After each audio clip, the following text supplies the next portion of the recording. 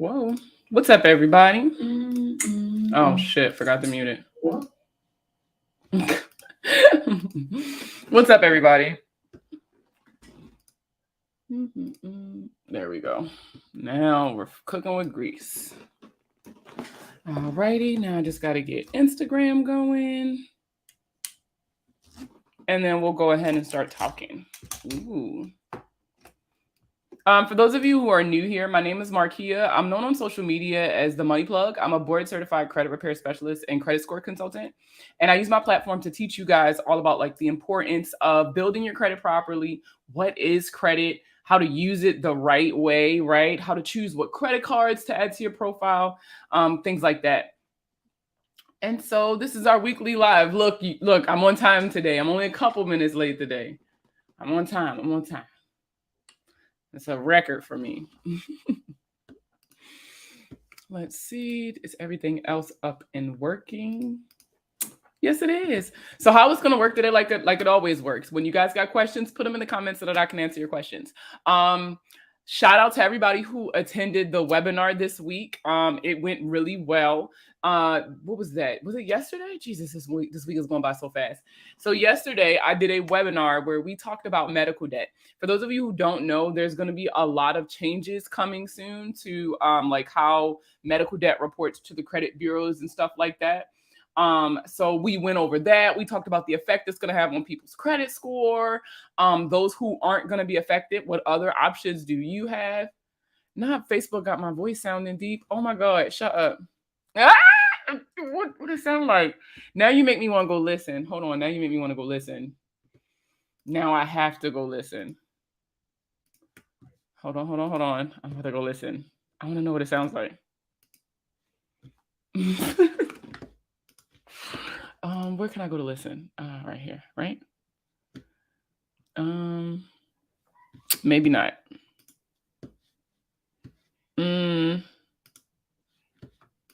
Oh my God. What do my voice sound like? Now you got me paranoid.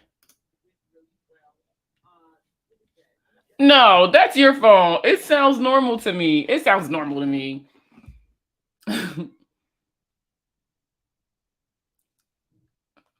Sorry, y'all. I'm getting Instagram up. But I also want to talk about, so earlier in the week, I posed a question in my Facebook group and I was talking about, like, what do you guys want to see in these webinars? My Facebook group always gets like first dibs on all this stuff. And like, I take their opinion kind of to heart, right? Because it's my community. And so I asked the question in my Facebook group this week, like, what do you guys want to see in webinars? And literally, it's only Facebook. You sound normal on here, LOL. Okay, thank God. Listen.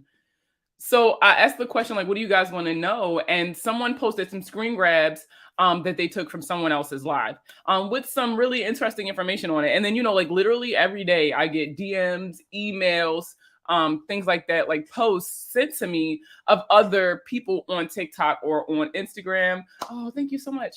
Talking about, like, I guess they call themselves educating, but a lot of times it's false information. And so I really want to talk about the different rumors and stuff that I hear. Don't you start with that car. Put your keys down, Christina. Put your keys down.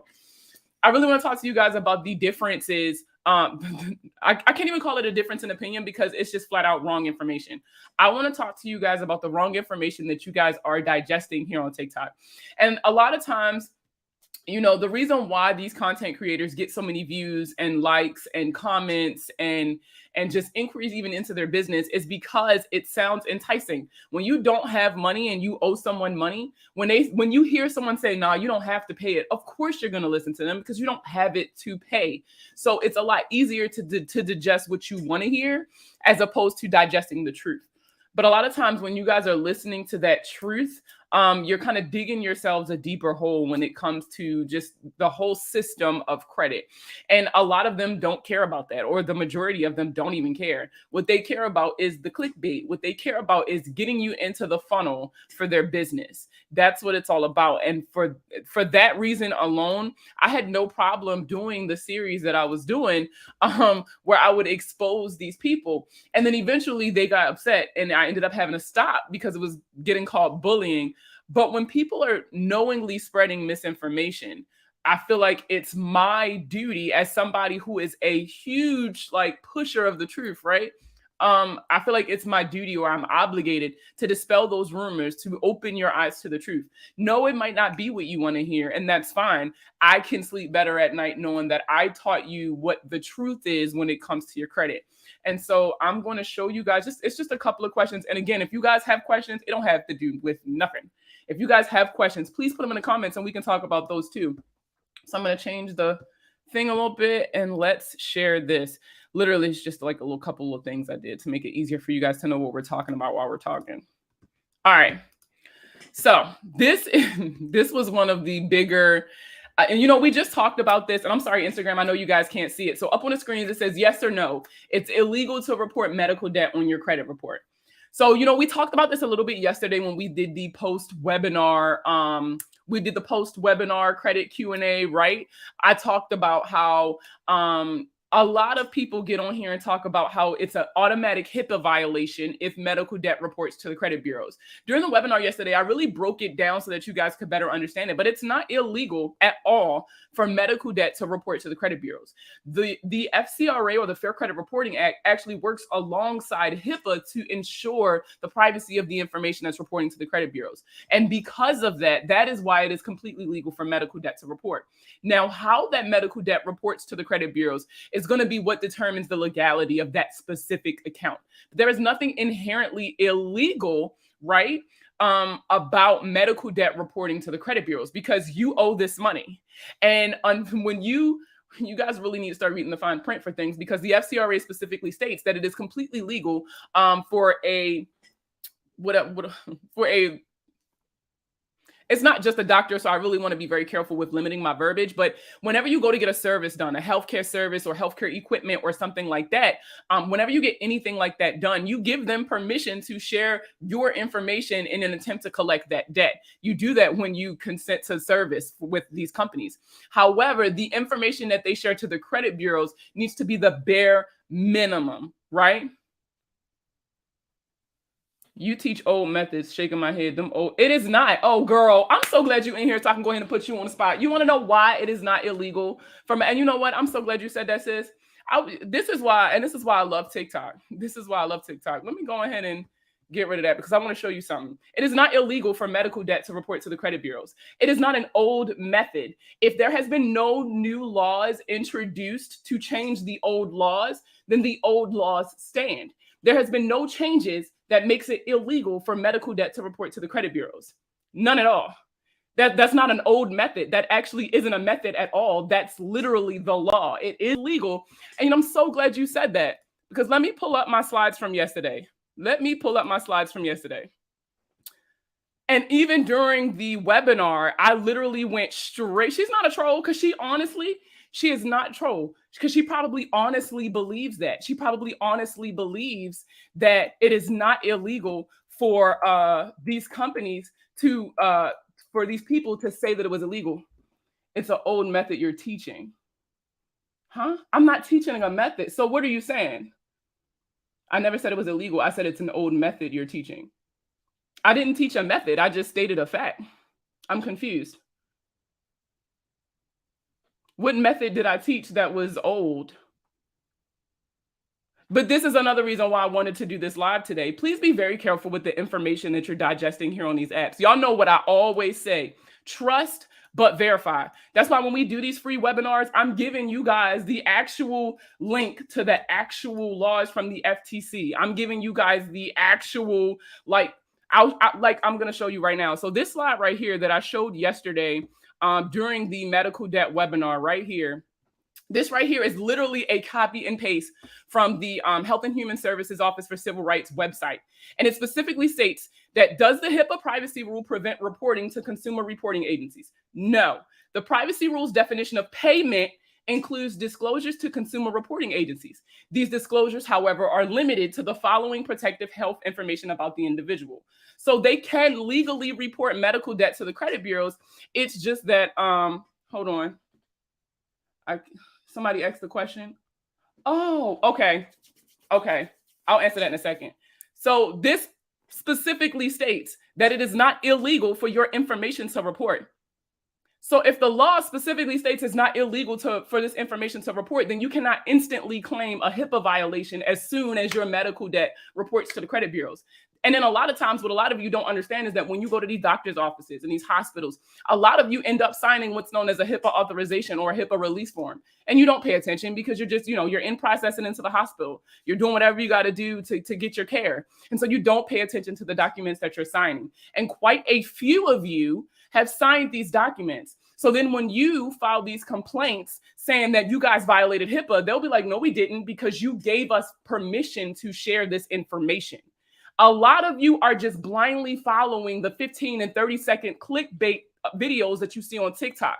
And then when it doesn't work, you guys get on Instagram and Facebook and talk about how credit repair is a scam. Is credit repair a scam, or did you only took the information that they gave you at face value and you did not do the research? Even with me, trust but verify. So if y'all would have been listening to these people who say it's an instant HIPAA violation and you can sue, you would have been looking stupid. Oh God, here she go.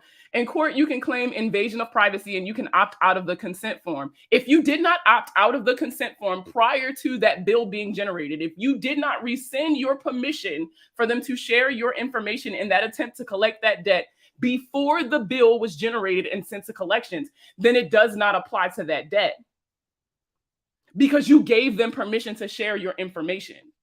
And they can still collect on the debt without sending that PHI. They still have a right to collect on that debt even without the collection company having access to that PHI.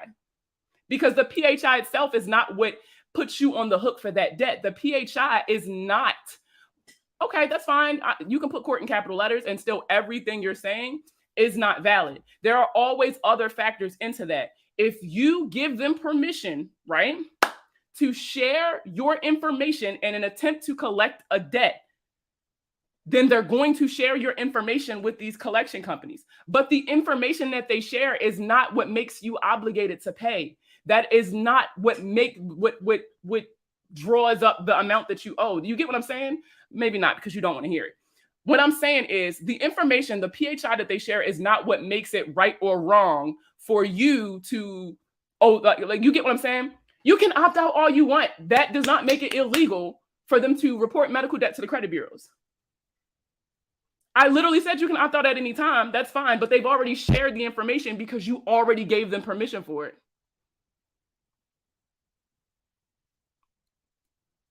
Like, y'all still not making sense. Nothing, like literally y'all not making sense.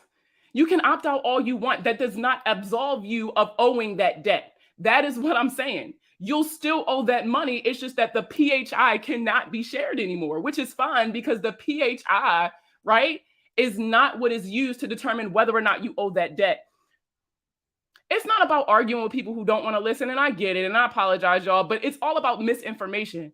I hate when I get on here and I see people spreading this misinformation, or they're telling pieces of the story and not the entire puzzle. So then people digest that information and make financial decisions based off of it, and it can literally ruin someone's life. I was one of those people. Do you ever feel or see where credit can be biased from Black people, maybe based on their name? So not the name necessarily, but we have done a couple lives, and I'm actually kind of crossing my fingers. I reached out to a creator here on TikTok, and I'm kind of crossing my fingers that they kind of agree to it. But we've talked about how, so the conversation came up recently with Lil Duval's post. And if you didn't watch the live I did talking about it, we talked about how he got on Instagram and said that credit repair is a scam, right? And so we talked about how credit is a scam. And so he said that the screenshot said that credit wasn't even made until 1989. Girl, I literally had a consumer on. We're not even gonna start. If anybody would like any more information regarding consumer law, I did a live with @TheMoneyWiseLawyer here on TikTok. We did a joint live about 2 or 3 days ago. It's also available on the YouTube. You guys can watch it at WWTMPD. What would the money plug do? And we had a lot of conversations about the legality and the things that you see in court. And he's actually somebody who goes to court and deals with these problems in both California and New York. And it also has his contact information on there as well, so that you guys can ask him questions. Back to what I was saying. So he was saying that credit was created in 1989, and that's the scam, right? And that people go around believing that they need it when you really don't. And so, girl, where's my mods at? I know what's in it. I know Black Ginger was in here, but yeah, we're not doing this today. Anyway, that's not what this, it's not a scam. Even though credit is very biased against Black people, and credit scores even more so, it's not necessarily that it's a scam, but you guys have to realize this system was never designed with us in mind. So the system is not failing, it's performing exactly as it was intended. Prior to credit scores, people were allowed to openly discriminate against us, just by the color of our skin or our name or our last name. Because, when they freed the slaves, a lot of people's last name were freemen, or they chose their last name. And so for a lot of us, they were able to discriminate based off of that fact. So obviously, with the Civil Rights Act of 1964, they had to make some kind of change. They could not just overtly say, no, we're not going to give you this account or this right here, because you're Black. They couldn't openly say that. And so they had to come up with a new system to do so. That new system was the credit scoring models. FICO was the first one to come out with the credit scoring model in 1989, yes. And the credit scoring model was designed to operate as like a risk assessment. This credit score is not for us. I don't know what that too means, if you want me to be honest with you. I'm so sorry. I have no idea what that means. So the credit scoring model was supposed to be like a risk assessment. This was supposed to be these companies' way of identifying like risk factors. They were able to look at things like your payment history and things like that. That's how it was kind of marketed to the people. It's a quicker way for a lender to make a decision without having to comb through your entire financial history. And for all intents and purposes, yes, it does do that. But the thing about systems is that people create systems, and people have inherent biases that prevent systems from being completely objective. And so when a system, right, is created, those biases are inside of it. And so a lot of the information that they are using, even currently, to calculate your credit score, for a lot of low income Black communities, we can't benefit from this system. Like things that we all have to pay, right? Things like rent, things like phone bills and things like that. So a lot of that stuff doesn't even report to the credit bureaus. But things that we a lot of times don't have the luxury of having, like buying a home or buying a car or qualifying for credit cards and things like that, those are the items that report and help with your credit building. So you see, it still oppresses us, and it still discriminates against us. It's just doing it differently. Credit has been around. Yeah, so credit as a concept, credit as a concept, and credit itself as a system has been around well before the financial system that we have now. Credit is literally just the ability for you to get something based off of your reputation, and then you just pay them back at a later date. I mean, shit, the Indians and the Pilgrims did it. They would give them grain and things like that. And then, they would pay them back with some other service later on. The concept of credit itself is not new, nor is the concept of credit itself biased. The people who were utilizing this system made it biased. And so I apologize, natives.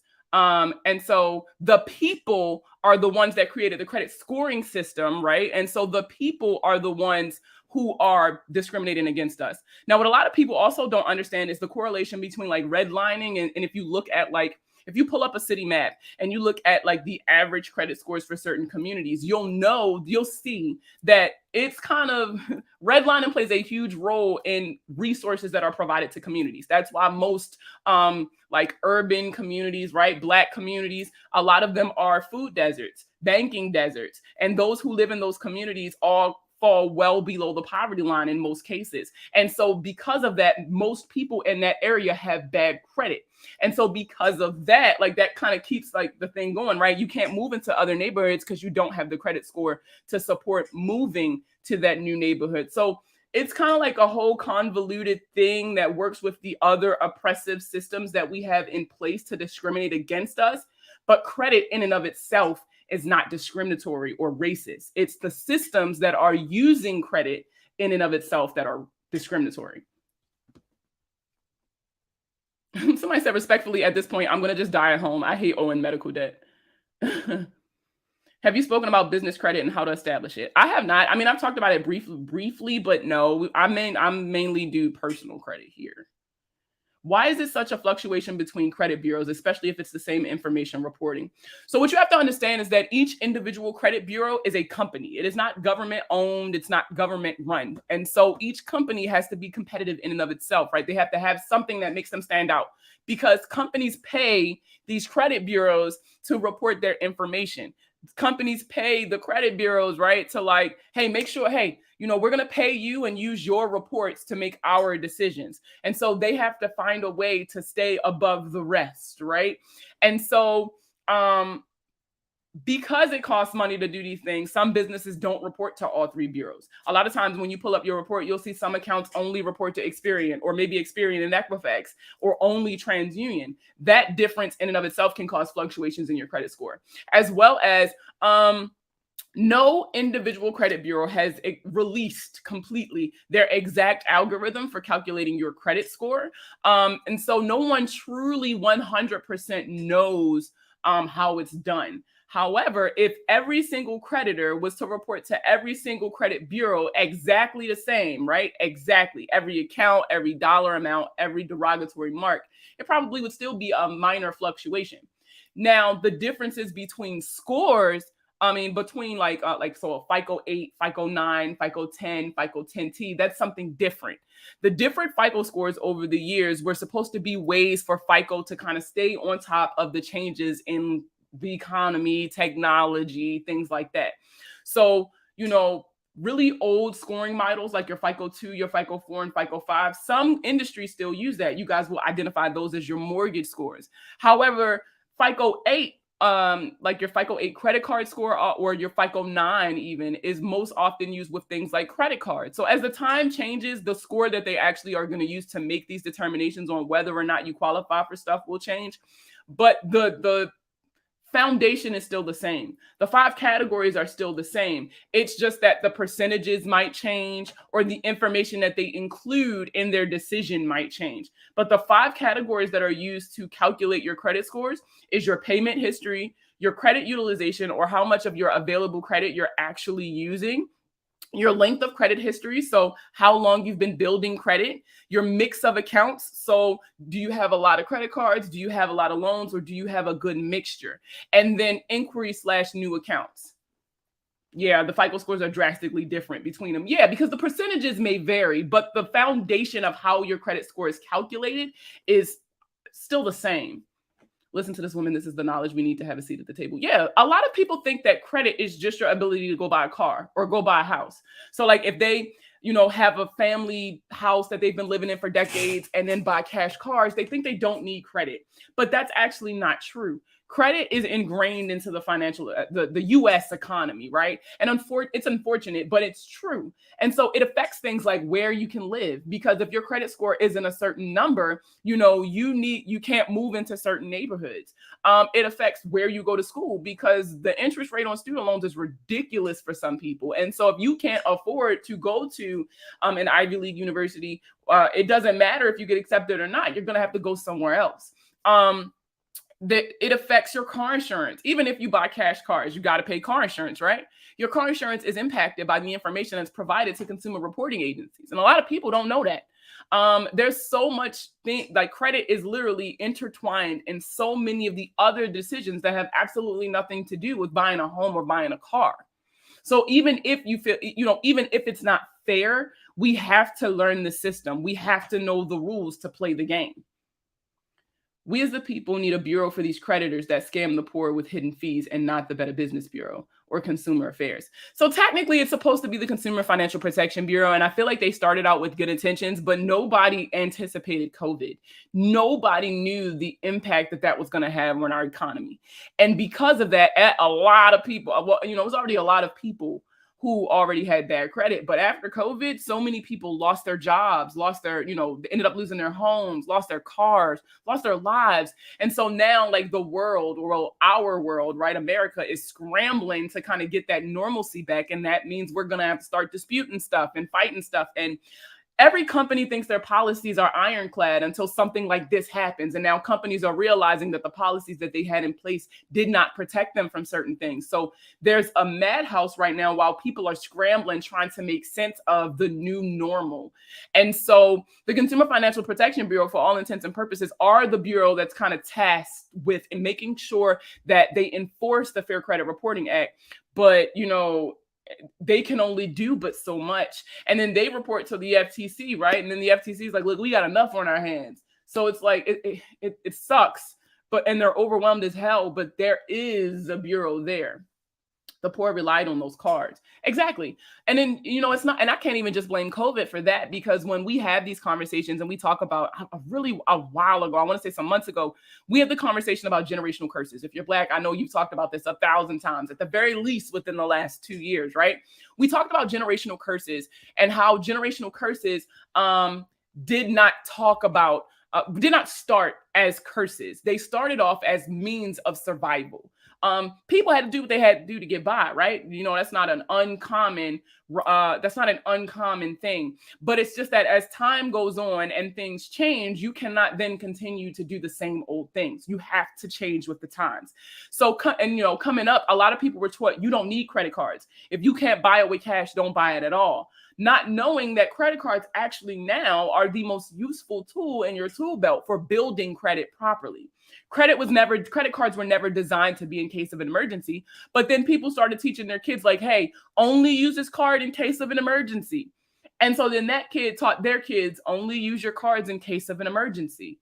And even though that's not what it's for. Credit cards were designed to replace your debit cards. If you meet millionaires, if you go on YouTube and look at their speeches and things like that, they get on the internet and they tell y'all straight up, I don't have a debit card. I can't even remember the last time I seen my debit card. That's because there is no inherent benefit to you using your money to make purchases you are already planning on making anyway. And what I mean by that is credit cards are not supposed to encourage you to spend more money. It's not supposed to make you spend more money. It's not supposed to entice you. Like a credit card, everybody tries to demonize credit cards as an excuse for not taking accountability for them being in debt because of their credit cards. A credit card didn't get you into debt. You put a credit card on the table, I promise it's not going to do anything but sit there and look at you. The credit card is not the problem. You are. And it's easier for us to blame the tool that we abused instead of us abusing that tool. Credit cards were supposed to replace your debit cards. That is why you get things like cash back and miles and points and things like that for those purchases, because they want to encourage you to use them more. And the reason why a lot of people allow it to get out of control is because you're looking at it the wrong way. It's not free money. It's not free money at all. But when used properly, you can be rewarded for the spending that you're already doing. And I always use the same example. I always get gas at the same gas station. Go to the 7-Eleven and you get gas, right? Let's say I get $50 every week for the same gas, right? We're not even going to talk about what gas is right now. Let's just say I pay $50 to fill up my van. So I could put my debit card in the machine and pay with my cash, right? And pay that $50 and get my gas and go home. Or I can use my credit card to pay that exact same $50 for that gas. I now got 3% cash back on the purchase I had already planned on making. And then when I go back home, I can schedule a same day payment for the exact $50 that I just spent. The company is not charging me interest, so I'm not paying extra. The company, I'd already planned on spending the $50. So I spent the $50, but now I came up because I got 3% cash back on the $50 that I spent. Do you see what I'm saying? Credit cards are not supposed to encourage you to spend more. You're not supposed to go crazy or, rack up on credit card debt. You're supposed to manage it the same way that you manage your debit card. But the problem is we are not taught to view credit cards in that same light. This goes back to why are we not taught about true financial literacy in schools? It's because they don't want you to be financially literate. You definitely have to take your credit seriously for family purchases. No, for real. Definitely. But credit cards were never designed to be in case of an emergency or, I never use my credit cards. I hate when people get on my lives and they're like, well, my credit score is an 850 and I've never had to use my credit cards. Congratulations. Unfortunately, for those of us who do not have good credit, if you want to obtain good credit, you're going to have to use them. You have to, because companies want to know that you're using their product, right? Because they make money off of the transaction history that you have on your cards, right? Not only that, the better your relationship. I don't think he meant to tag you, Ginger. I think he accidentally like clicked on a comment and like your name popped up. That was funny. I had 20 cards with an 800 score and now it's 560. You don't need that many credit cards either. So I guess we can talk about that for a second. I don't know why y'all are so obsessed to have like this stack of credit cards. And I hate when I get on Instagram and I see those posts and everybody's in the comments like, teach me how, teach me how. Like that shit is horrible. You are not supposed to have 20 credit cards, right? Like what the hell? Your credit cards are only valuable to you if you're using them. And there's no way that you are properly using 20 credit cards unless you have a big amount of income, right? Listen, I don't know why they brag about it either, but having more credit cards doesn't make you more it doesn't make you more qualified for purchases. It's about the limits that you have, because somebody can have a $50,000 credit card and only have a $50,000 credit card and a $25,000 credit card, as opposed to $10,000 credit cards or $500 credit cards. You get what I'm saying? It's the amount that you have available to you. That's what the focus should be on. And not only that, credit cards aren't the only thing that is used to determine your credit score. That's only 30% of your credit score. There's also payment history, which is 35%. There's length of credit history, which is time, right? Time plays a big role. You need a mix of accounts, meaning you need loans and credit cards. They want to see that you're a well-rounded bill payer. So much goes into how your actual credit score is calculated, not just credit cards. So you stacking up on all these cards for no reason. Oh no, I wasn't saying you were bragging. I was already talking about it before I had saw your comment. But like, you know, and the thing that a lot of people don't understand is when you have these credit cards and you're not using them, a lot of times what can end up happening is that lenders will close these cards, because for them, it's like, yo, we wasting our time. Like, we're a business. Like, girl, use my shit or I'm gonna take it. Like, that's literally what it is. So if you're not using your cards, after a while, companies will close them or lower your credit limits to try to encourage you to use it more. And then if that doesn't work, then they'll close them. And remember, whenever you close a credit card, you lose points, right? Now, if you weren't expecting it and you lose these points, for example, let's say you, on your way to buy a house. Let's say you on your way to closing. Let's say you going to closing and you thinking everything cool. They pull your credit up and they're like, hold up. This credit card closed 2 weeks ago. That dropped your score. Because that dropped your score, you no longer qualify for this house. I'm sorry. What? Like what? But it happens because they will close it when you least expect it. And then it takes a while for those points to really recover. You guys have stopped getting all those credit cards. Shouldn't old payment history fall off after 7 or so years? So yes. So it's not that it falls off. So let's talk about that. When you still have an open account, so credit cards, right? When you still have an open account, you do know that payment history is still attached to that account. So for as long as that account is reporting, all of the payment history is available. However, most lenders shorten it to the last 2 years is what they primarily care about. However, right, it's technically still available. Do you have a degree or any certifications to back up this knowledge? Yes, you must not have been here, Monty, but I will tell you. I am a board-certified credit repair specialist and a board-certified credit score consultant. I am also certified in the FDCPA, which is the Fair Debt Collection Practices Act, which is the law that dictates how debt collectors interact with consumers. And I'm also FCRA certified, which is the Fair Credit Reporting Act, which also houses things like the FCBA, which is the Fair Credit Billing Act, the Fair and Accurate Credit Transactions Act, which is FACTA, as well as the Credit Repair Organizations Act, or CROA. The best credit card for a good experience score. It's not enough for me to really give you some suggestions. What I will say is yesterday I got bullied into putting the credit card cliff notes on my website. It's completely free. You do got to go into the shop to get it, like my online store, but it's completely free. It literally says $0. So if you go on my website by clicking the link in my bio, or it's actually at the top right here for you guys on TikTok on the screen, themoneyplug.co is my website. So if you go to my website and go to the online store, there are actually 2 things in the store that are available for free. One of them is the complete 2022 list of third-party reporting agencies. You guys know that I uploaded that after we did the webinar called Snitches Get Stitches, right? third-party reporting agencies provide the credit bureaus with all the information that they have on you. So a lot of people don't understand that if you dispute and don't get it off, you can probably go directly to the people that's providing the information to them, or restrict their access to the bureaus to prevent that information from being reported. So I uploaded that as well. And then yesterday during the live, really, I uploaded the credit card cliff notes. What that does is it lists all the different tiers of credit cards and offers suggestions for each tier, including people who are rebuilding. There's a couple bankruptcy approved credit cards. So like even if you have a bankruptcy, you'll qualify for these cards during your rebuilding process and things like that. Again, it's completely free, but you do have to go inside of my online store to download it. If you're in the Facebook group, it is also listed in the group files. I uploaded it there as well. Which board? So the the CCA is what we call it. I think it's like the Credit Consultants Association or something like that. They are a business that strives for I was about to say eliminating mediocrity in the credit field, but that might be a little bit too harsh. But I've talked about it in a couple different TikToks about where I went. They do provide education. I'm going to be honest with you. The education that they specifically provide is not enough. You cannot just take that class and instantly start repairing credit. It's not that kind of information. However, it was definitely a good resource, I guess you could say. And they have exams that they give in order for you to certify in the different industries, to include like business credit and stuff like that.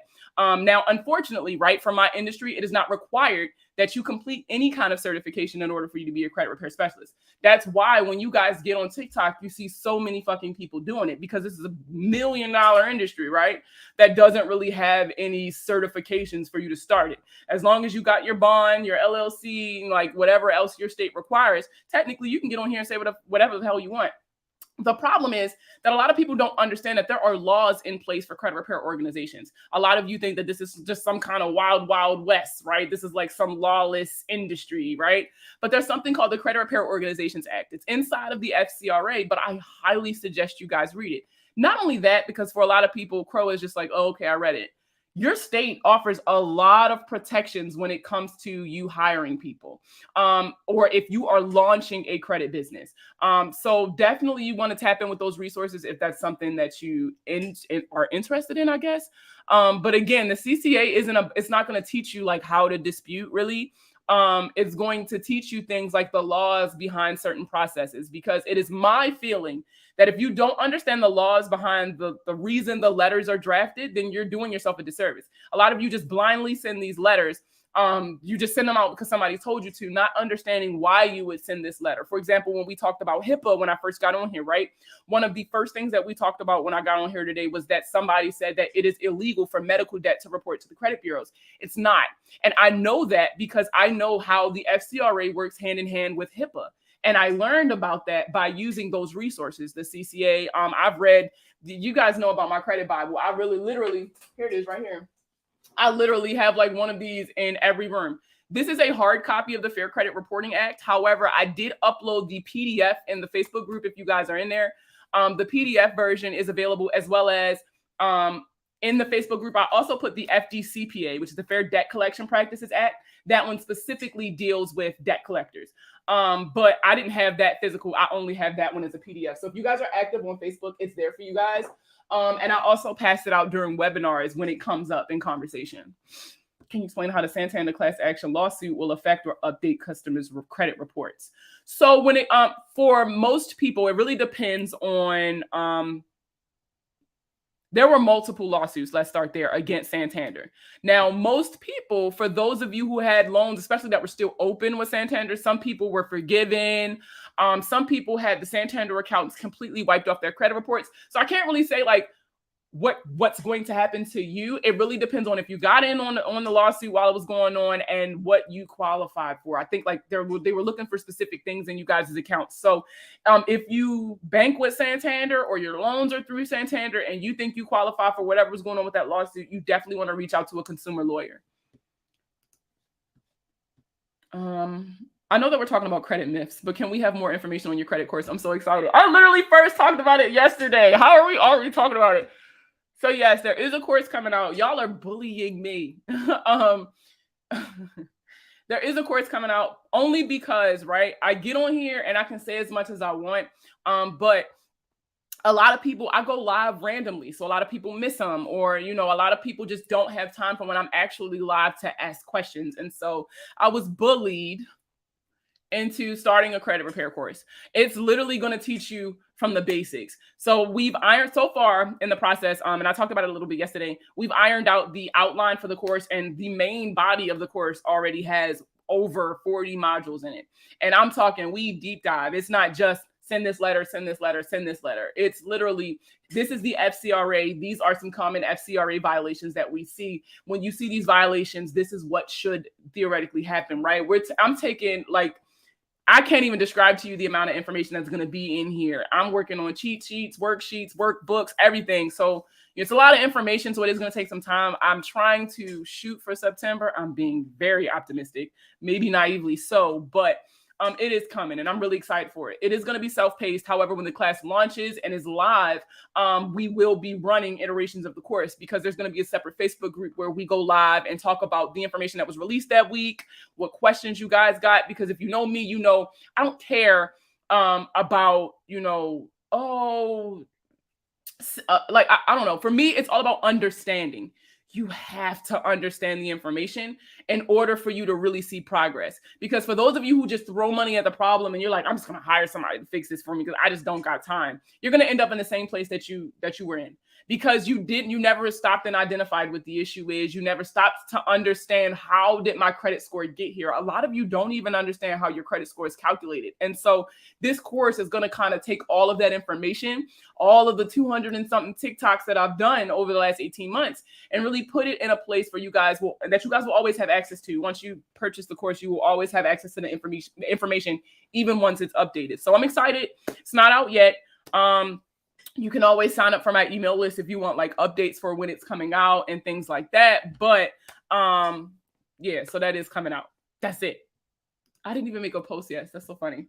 Look, we've been waiting, and by we, I mean me. I want to be in the mentorship, but I'm scared. I literally binge watch, rewatch, and watch all your content. I'm going to be honest with you. Launching any kind of business really is scary, right? It's very scary. But this kind of business, I definitely say, weigh all your options. Make sure you understand what you're doing before you fully launch. And I mean, you can always DM me and we can talk. Is the Experian Equifax website an accurate score? So when it comes to all the different scores, all of the websites are right. I'm just going to go ahead and tell you now. Every website is correct. However, depending on what your goals are, that's going to depend on what score you actually need to be looking at, because you can't be looking at your Vantage score and applying for an Apple Card, because they look at your TransUnion FICO 9. So like the numbers are not going to match. When you guys are working on your credit, or if you're looking at your credit because you have a goal in mind, take that goal and do some research. So if your goal is to buy a home, what credit score should you be monitoring if you're looking to buy a home?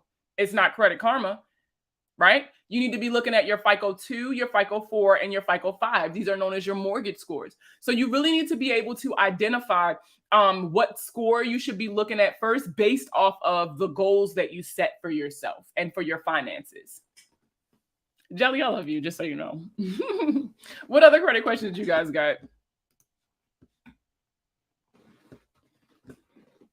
Oh, look, that lady had got me so irritated that I forgot all about the rest of the little thing I was doing.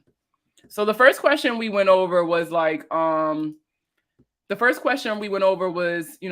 is it illegal for medical debt to report to the credit bureaus? And so we talked about why that is not illegal. It's completely legal for medical debt to report as long as it meets that specific criteria, right? So let's go back. Share screen. So sorry, Instagram, I know y'all can't see it, but I'll read the questions and stuff out loud. All right, so let's see. Wow. Bankruptcy on your credit report is identity theft. When I saw that, oh, wait, whoa.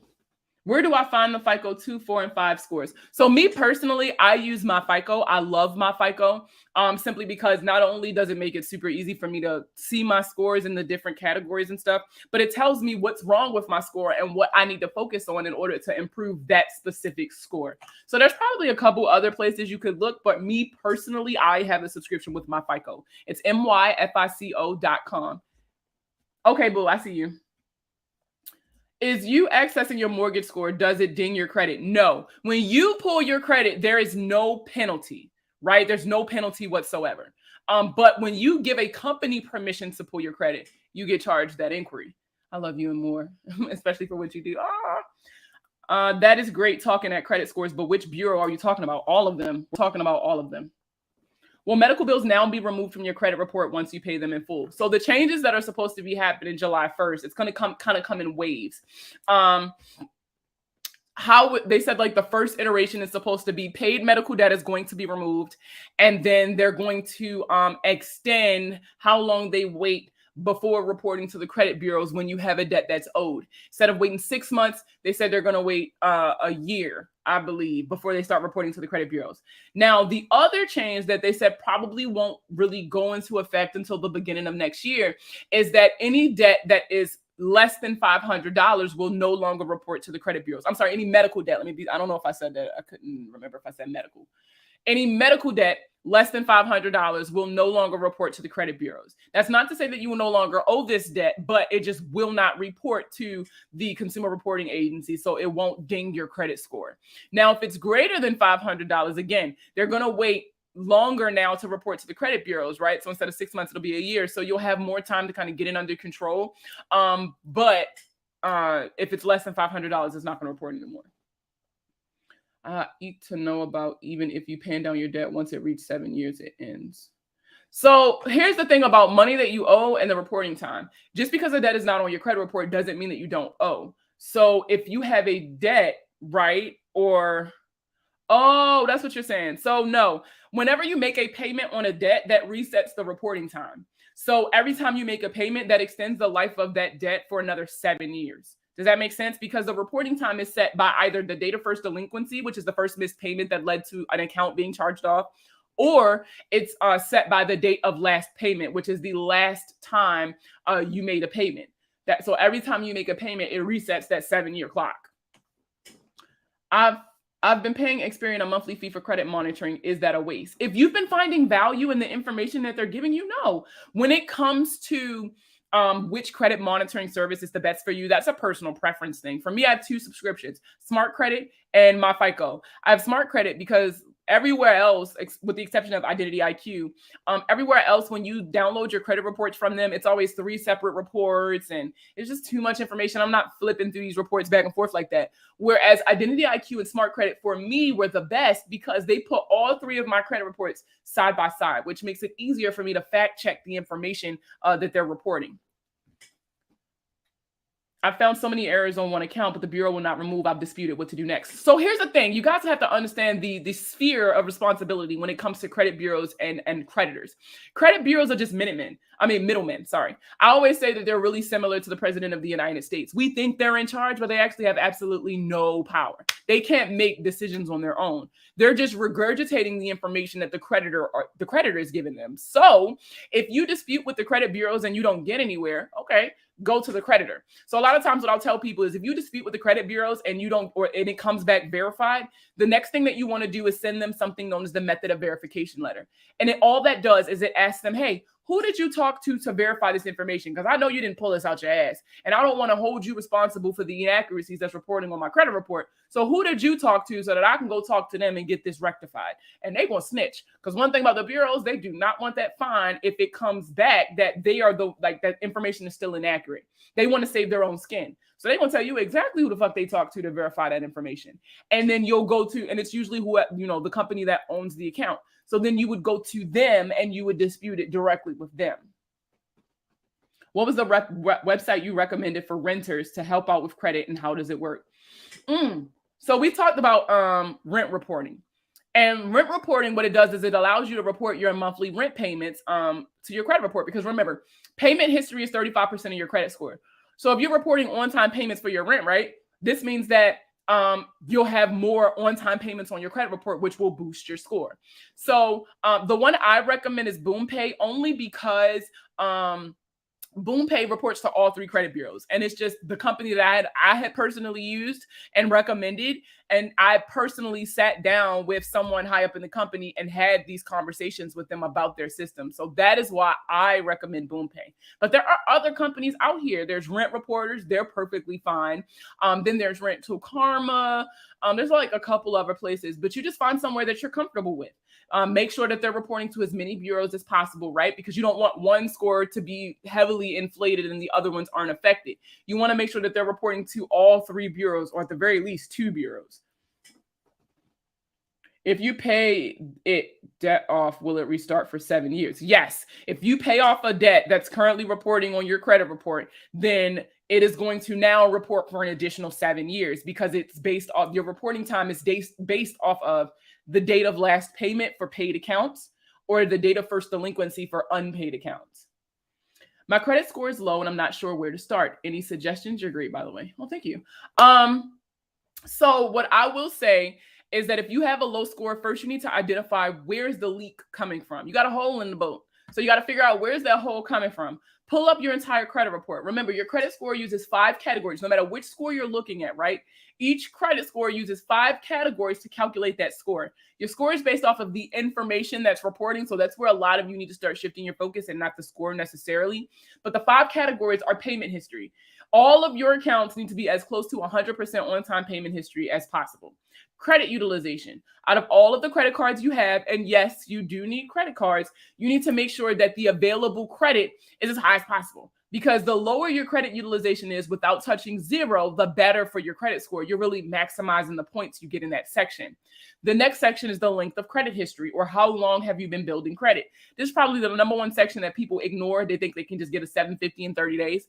But time plays a big factor in how your credit score is calculated. And that is because your credit score is supposed to reflect a pattern. You can't show a pattern in 30 days, right? You cannot erase 7 years worth of history in 30 days without, getting an account removed or something like that. So it takes time to really rehab an account, to show that you're responsible, to demonstrate that it's not just a fluke. This is not just a one-time thing. I am a responsible bill payer.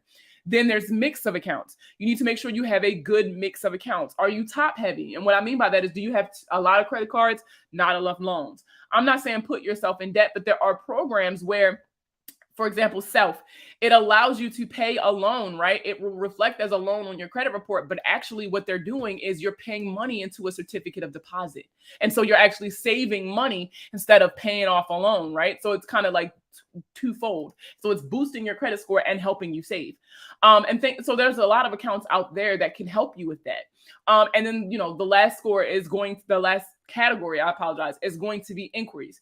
If you're applying for too many things in a 12-month time period, you're going to be denied no matter what your score is, but it's definitely going to affect your score, because that's risky behavior from a consumer. Like, why are you applying for all this shit? And why did you have to ask so many people? They're going to be looking at you crazy. So you want to make sure that you look at all 5 of those categories on your credit report and you say, okay, I need to see where the hole is.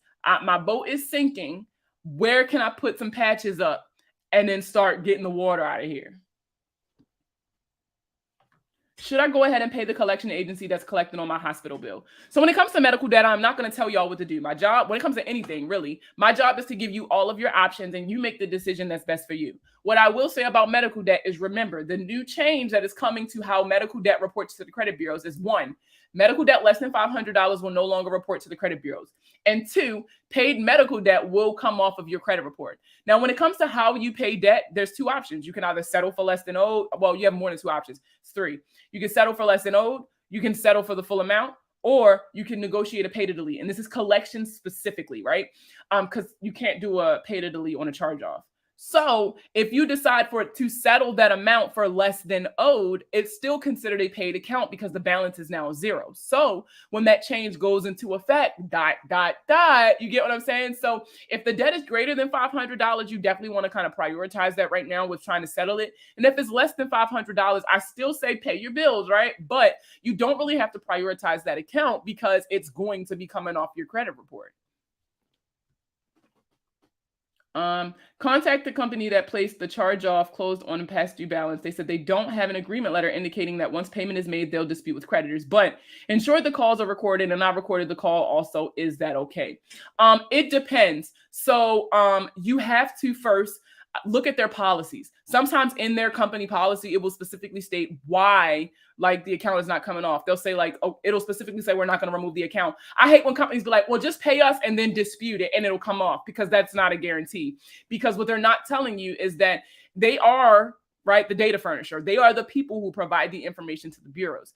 And so they report factual information to the bureaus. So if you pay that debt, that validates that debt, right? And then when you dispute it, they're like, no, you paid. Like, you paid this debt, you owed this debt, you paid this debt is done. It's not going to come off. If the company was going to remove the account, they would just simply tell you, we're going to remove the account. And yes, they have that power. As the account owner, the data furnisher, they are providing this information to the bureaus. So if they sit here telling you that they're not going to delete it, believe them. Don't try to they said they're not going to delete it. They're not going to delete it unless you can identify an inaccuracy in the way that it's reporting after payment. They're not going to get rid of that account. Should I keep disputing Midland? I'm gonna tell you now, Midland Credit Management takes people to court. I don't know how much you owe. Please don't put it in the comments, but Midland Credit Management is a company that takes people to court. So it is very important that you analyze, is this still worth it? They are also a company that's known to dot their I's and cross their T's. So you want to make sure that you actually have a case. Just because you dispute something doesn't mean that it's going to come off. And so that's why it's important for you guys to understand the processes behind disputing, because if you understood the laws and things like that, you would understand why the account's not coming off. So then you could adjust your dispute flow. So then you could try something else or eventually just settle. Midland Credit Management, however, does do pay to deletes. So what you can say is, hey, to whom it may concern, recently I pulled a copy of my credit report and you are reporting a debt that that you're trying to say that I owe, right? I'm not accepting ownership of these accounts. However, I am trying to get these removed as soon as possible. I am willing to give you X amount of dollars in exchange for you to cease all reporting to all consumer reporting agencies. If you agree, please let me know where I need to send my payment of X amount of dollars, and I will do so immediately. So like, you need to get the agreement back in writing, right? You need to get something in writing where they say, you know what, you give us this money, you goddamn right, we're going to stop reporting to the credit bureaus. And so that's your guarantee, right? That so that if it doesn't happen, that document that they sent you back agreeing to it, that is going to be your get out of jail card. So if they don't remove it, you can send this letter and proof of payment to the credit bureaus to get it taken off. And then if it goes as far enough as you go into court, that's your proof right there that they agreed that if I paid, it would come off. And that's another way that you can get that account taken off. I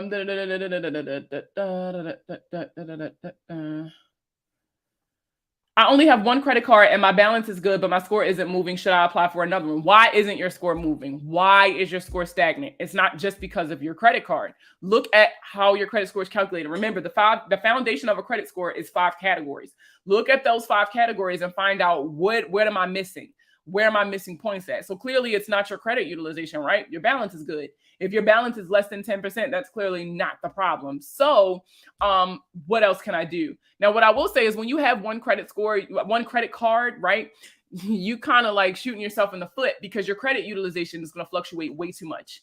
And what I mean by that is your credit utilization is how much of your available credit overall are you actually using? And you want that to be as low as possible every month when that company reports to the credit bureaus.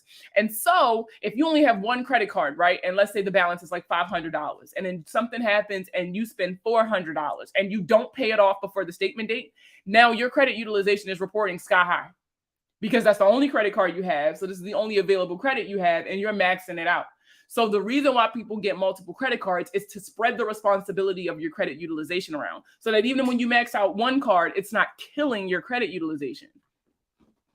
But you really need to stop and kind of evaluate the rest of your credit profile to find out why your score is still stagnant. What do we do with old charge-offs? Well, it depends. If you still owe, you can pay them. You could try to dispute them, but with charge-offs, like I always tell y'all, charge-offs is a little bit harder to remove than collections, only because they tend to keep all of the documents. When it's a charge-off, that means that you signed the original contract with that creditor, right? You signed the agreement like, yes, I will pay you this money back with them. And they have the documents usually. Not to say that you can't dispute it, because you can. If you can identify an inaccuracy, if you see where it's violating the FCRA, if you don't think they got their ducks in a row, you can always dispute it. But if it comes back as a valid debt, the only option you have after that is to settle. And no, a charge off is not going to be removed upon payment. When it comes to an original creditor, they have something that is known as a duty or an obligation to report the history associated with your account. So that includes all of the payment history that has ever transpired with that account, as well as the fact that the account was charged off. Now, when you don't pay charge-offs, you really run the risk of the account being sold to a collection company, which is going to cost you even more points. And when it comes to collections, you don't lose points for the amount that you owe. You lose points for having a collection. So the only way that you can get those points back is by removing that collection account from your credit report. I only have one inquiry on my credit because I'm scared to apply for anything. Unfortunately, right? You're going to have to apply for shit. Because the thing about loans, like let's say you got a car loan, and let's say you pay your car off in 2 years. Congratulations. You got 2 years worth of on-time payment history now. Excuse me. And that 2 years worth of on-time payment history is going to report for 7 years. Once that 7 years is over, that entire account is going to disappear as if it never existed. And if you have never added another account to your profile that will really kind of support it, your credit score is going to drop and it's not going to recover immediately. The analogy that I like to use to give people a visualization of how that works is, imagine that your house is, you got a house and it's built in floodlands. I was a big fan of like the series of Unfortunate Events. And in one of the books, they lived in a house that was like over the ocean and it had stilts. So imagine your credit report, right, is a house on stilts. And each stilt that's up under your house is a different line of credit on your account: loans, credit cards, et cetera, et cetera. Over time, you know, the beach, storms, things like that will weather the poles, right? Over time, things happen to these accounts. And after a while, the poles will wash away, right? After 7 years, these accounts will no longer report to the credit bureaus. So when that pole disintegrates or when that account falls off your credit report, do you still have enough accounts on your credit report to support the house? Otherwise, your score is going to drop. Can you explain the Midland letter again? So it doesn't have to say exactly that. That is known as the pay to delete letter. And I do have templates available on my website if you don't feel like typing that shit up. But the pay to delete template simply states that you are not accepting ownership for your debt. You just, you know, look, you got to get this shit off. You got shit to do, right? So listen, in exchange for, and whatever you're willing to pay, right? In exchange for X amount of dollars, will you stop reporting to the credit bureaus? If you do agree, go ahead and send me the agreement back and write in and let me know where I can make my payment. If you don't agree, let me know how much I need to pay to make this happen. That's it. Oh, sorry, Facebook. I forgot, and YouTube. I forgot about the comments. What do we do if the credit bureaus won't remove an extended fraud alert? Did they disclose why they won't remove it? Like, did they tell you why they won't take it off? Lord, I have 4 cards with Midland. Ooh, yeah, you need to handle them as soon as possible. So I always say to beware of 3 companies, right? LVNV, Midland Credit Management, and Portfolio Recovery Services. These 3 companies are notorious for taking you to court. And prior to COVID, I would be like, oh, if it's $1,000 or more, then you should be worried. But I saw them, they took me to court. Matter of fact, I'm in court right now with LVNV, and technically the account is less than $1,000. After all the fees and shit, it's greater than, but technically it's less than $1,000. And they damn sure took me to court. So just be careful. That's all I'm gonna say about those accounts. Be careful. But what I will say is all 3 accounts do pay to deletes. And don't be afraid to go to court if you feel like you have a legitimate case. With a credit statement bill is due this month, if the card has already been exceeded before the statement date, what amount is going to be reported? Whatever it is on that exact statement date. So let's say I got a credit card. My statement date is July 2nd. On July 2nd, they're going to look at my account. If that shit still say that I got it maxed out at $400, that $400 is going to be reported. Now, if I paid my balance down on the June 27th, right? And so the balance that reporting is $20, even though I spent all that money, it's only going to report that $20 to the credit bureaus because I already paid it all down. Can you also do the letter for federal student loans? I don't know that one off the top of my head because I usually don't use it often. But when you're trying to remove federal student loans, and please, please, please, A lot of y'all be so obsessed with removing these accounts from your credit report, thinking that that's the best option for you, when in reality, removing student loans actually can do a lot more damage than it is going to help you. Because for most of you, your student loans is your most valuable account. Has 4 years of deferred payment, which counts as on-time payment history. Oh, thank you for the roses. And then it's also the oldest account that you have, which, remember, length of credit history plays a huge role in your credit report. So in your credit score. So when you remove these accounts, it'll be as if it never exists. So all that information is going to come off. And a lot of you do not have the credit profile to substantiate the loss of that account, right? To really survive after that, really. And so if you are hell-bent, right, on removing your student loans, pretty much there's a couple ways to go about it, but one of the more successful ways that I've done it, it has to be a closed student loan account. Like it has to have a $0, like $0 owed, because what you're going to do is you're going to request a copy of the promissory note. The promissory note is what puts you on the hook for your student loan. It's where you say, I agree to pay X amount of dollars over whatever years to pay this loan off. So if they cannot produce a copy of the promissory note, then they have nothing that ties you to that debt, meaning they can't report it. It's an unvalidated debt, or they can't prove that it's you that owes it. And the reason why I say make sure the account is closed is because a lot of times once it's paid off, they don't give a shit. Once it's paid off, their record keeping skills aren't always the best. Now, will it work for you? It might not. It really just depends on the record keeping of the company who serviced your loans. Now, are there other ways to go about it? There's a million ways to skin a cat. That's just one of the ways that I've used. Okay, thank you. I get it now. Once a charge off is paid with the original creditor, can the paid charge off decrease the what? I don't know the rest of that question. What are your thoughts on debt consolidation loans? I hate them. Oh my God. Like, somebody asked me this question and I went on a legit rant a couple lives ago. I don't even think that one is up on, I think I was strictly on TikTok on my phone, but I hate debt consolidation companies because in my mind, they are predatory in nature. If you had the money to pay these fucking accounts off, you would have paid them off.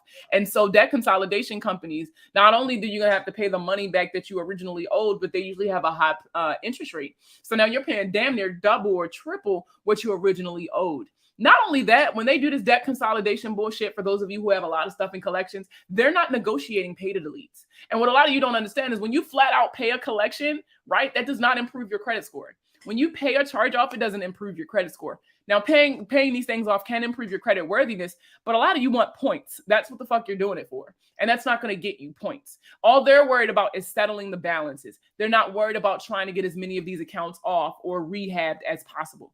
And that is why I hate debt consolidation loans. Hold on. I've seen some questions on YouTube.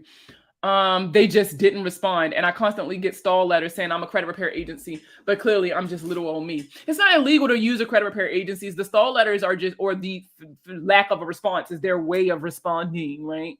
So the fact that they think you're a credit repair agency, for them, it's just, they're trying to say that they need permission from you explicitly to interact with you because they have reason to believe that you are a third-party agency. Now, it's not illegal to work with a third-party agency. They're just saying that they need more permission from you because they need time to get their shit together. There's a guy, his name is Dustin. I don't know his last name. Shit. It's like Dustin something. I don't know. And he has a paragraph that he includes at the bottom, that he said to include at the bottom of your letters that can help you. You know what? I ain't got nothing to do this weekend and my husband's out of town, so I'll probably go back and do that. But like, let me see if I can find it for you guys. I should be able to find it and then I can pull it up on the screen for you guys. But like, he was like, you can use this paragraph at the bottom of your letters and that can help kind of bypass that part of the process. Again, it is nothing wrong with you using a third-party agency or using letters that you bought off a third-party agency, right? It's just that, here it is right here. Can I save this? I sure can.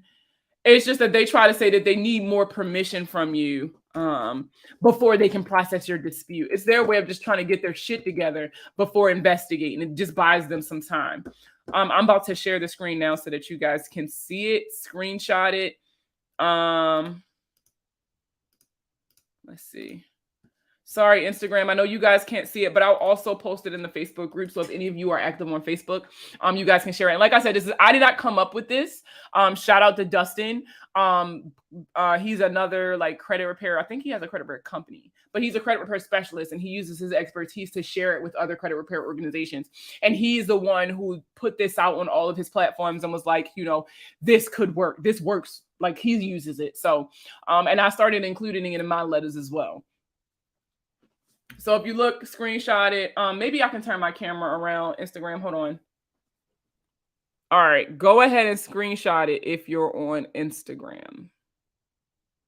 5, 4, 3, 2, 1. All righty. There we go.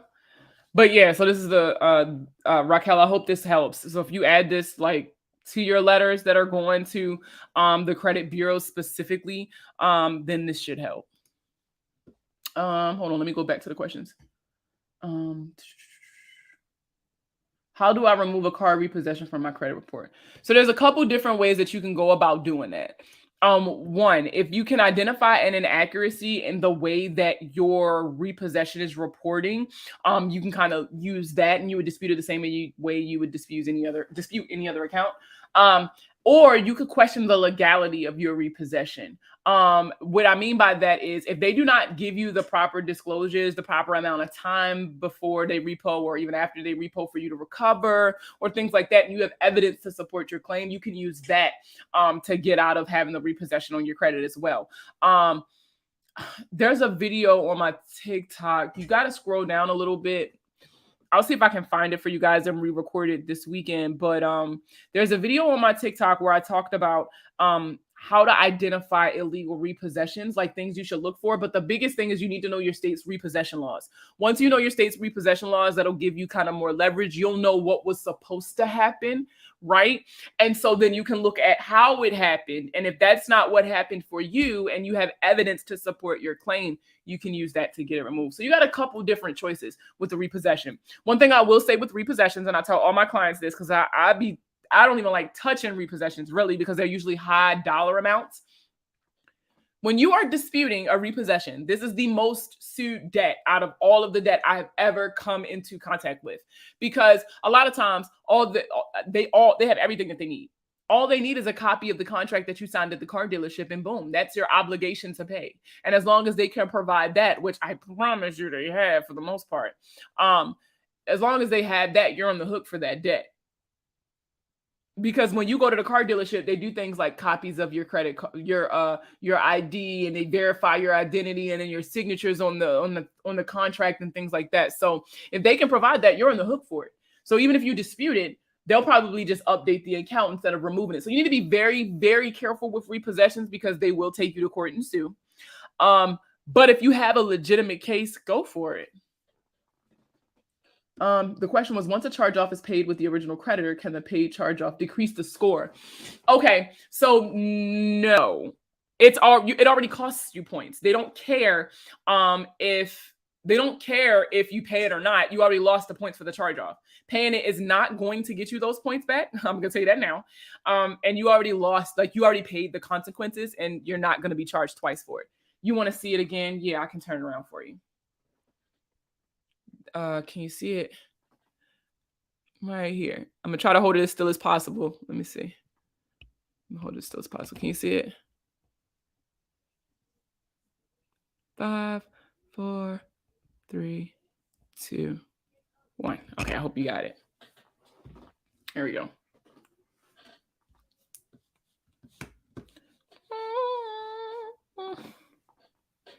I don't know why Shea Butter. Oh, it's because that's your name. Okay. All righty. Let's look at some more questions. What score is needed to lease a car? Well, it depends. If you, it all depends.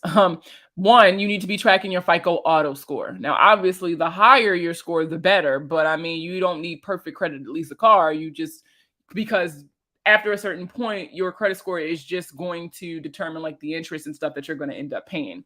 And I'm seeing with people with bad credit, so I can't even really give you an answer. There's no solid answer. Kim, I'll check my spam, but everybody that emailed me got it. Do me a favor, DM me. Yeah, I'm not going to get it on TikTok. DM me on Instagram your email address and I'll check my spam for your email address. It could be that it was just filtered out into spam and because you were asking for something. And so I'll send it to you there. That's fine. And which ebook, what Zoom were you on also? When you DM me, tell me your email address and what ebook you're requested and I'll send it to you. All right, I'll actually send it to you tonight. My student loan is over 10 years old and I was late payment in 2016. Could that be the reason my score is? No. I mean, yes, it's affecting your score, right? Technically, but because it's more than 2 years old, I highly doubt that that's the reason that your score isn't where you want it to be. You're going to have to sit down and evaluate the rest of your credit report. Look, remember the 5 categories: payment history, credit utilization, length of credit history, or how long you've been building credit, mix of accounts, and inquiry/new accounts. Do you know? Yeah, you're so welcome. Do you know if Capital One will refinance a high interest auto loan? It depends. If your score is higher than what it was initially, like when you got the loan, then there is a high chance, a better chance that they will do so. It really just depends. It's like they got to look at the risk. So your credit score has to make sense to take on that amount for a loan. Hey, how are you, Marcus? Oh, I'm doing good with the questions tonight, y'all. I'm answering everybody's. I'm trying so hard. Listen, I'm getting so much better with flipping the screens back and forth. I wish TikTok comments would show up on my StreamYard. That'd be nice. Alrighty. We can go back to this. All right, so so the next question was, is bankruptcy... So mind you, I got these questions because somebody posted it in the Facebook group and was asking me, like, is any of this shit true? That's literally where this is coming from. Somebody was live on TikTok and they had these questions behind them as they were answering questions in the comments. And so I literally just copied it from there. But it literally says bankruptcy on your credit report is identity theft. True or false? That was you. It sure was. It sure was.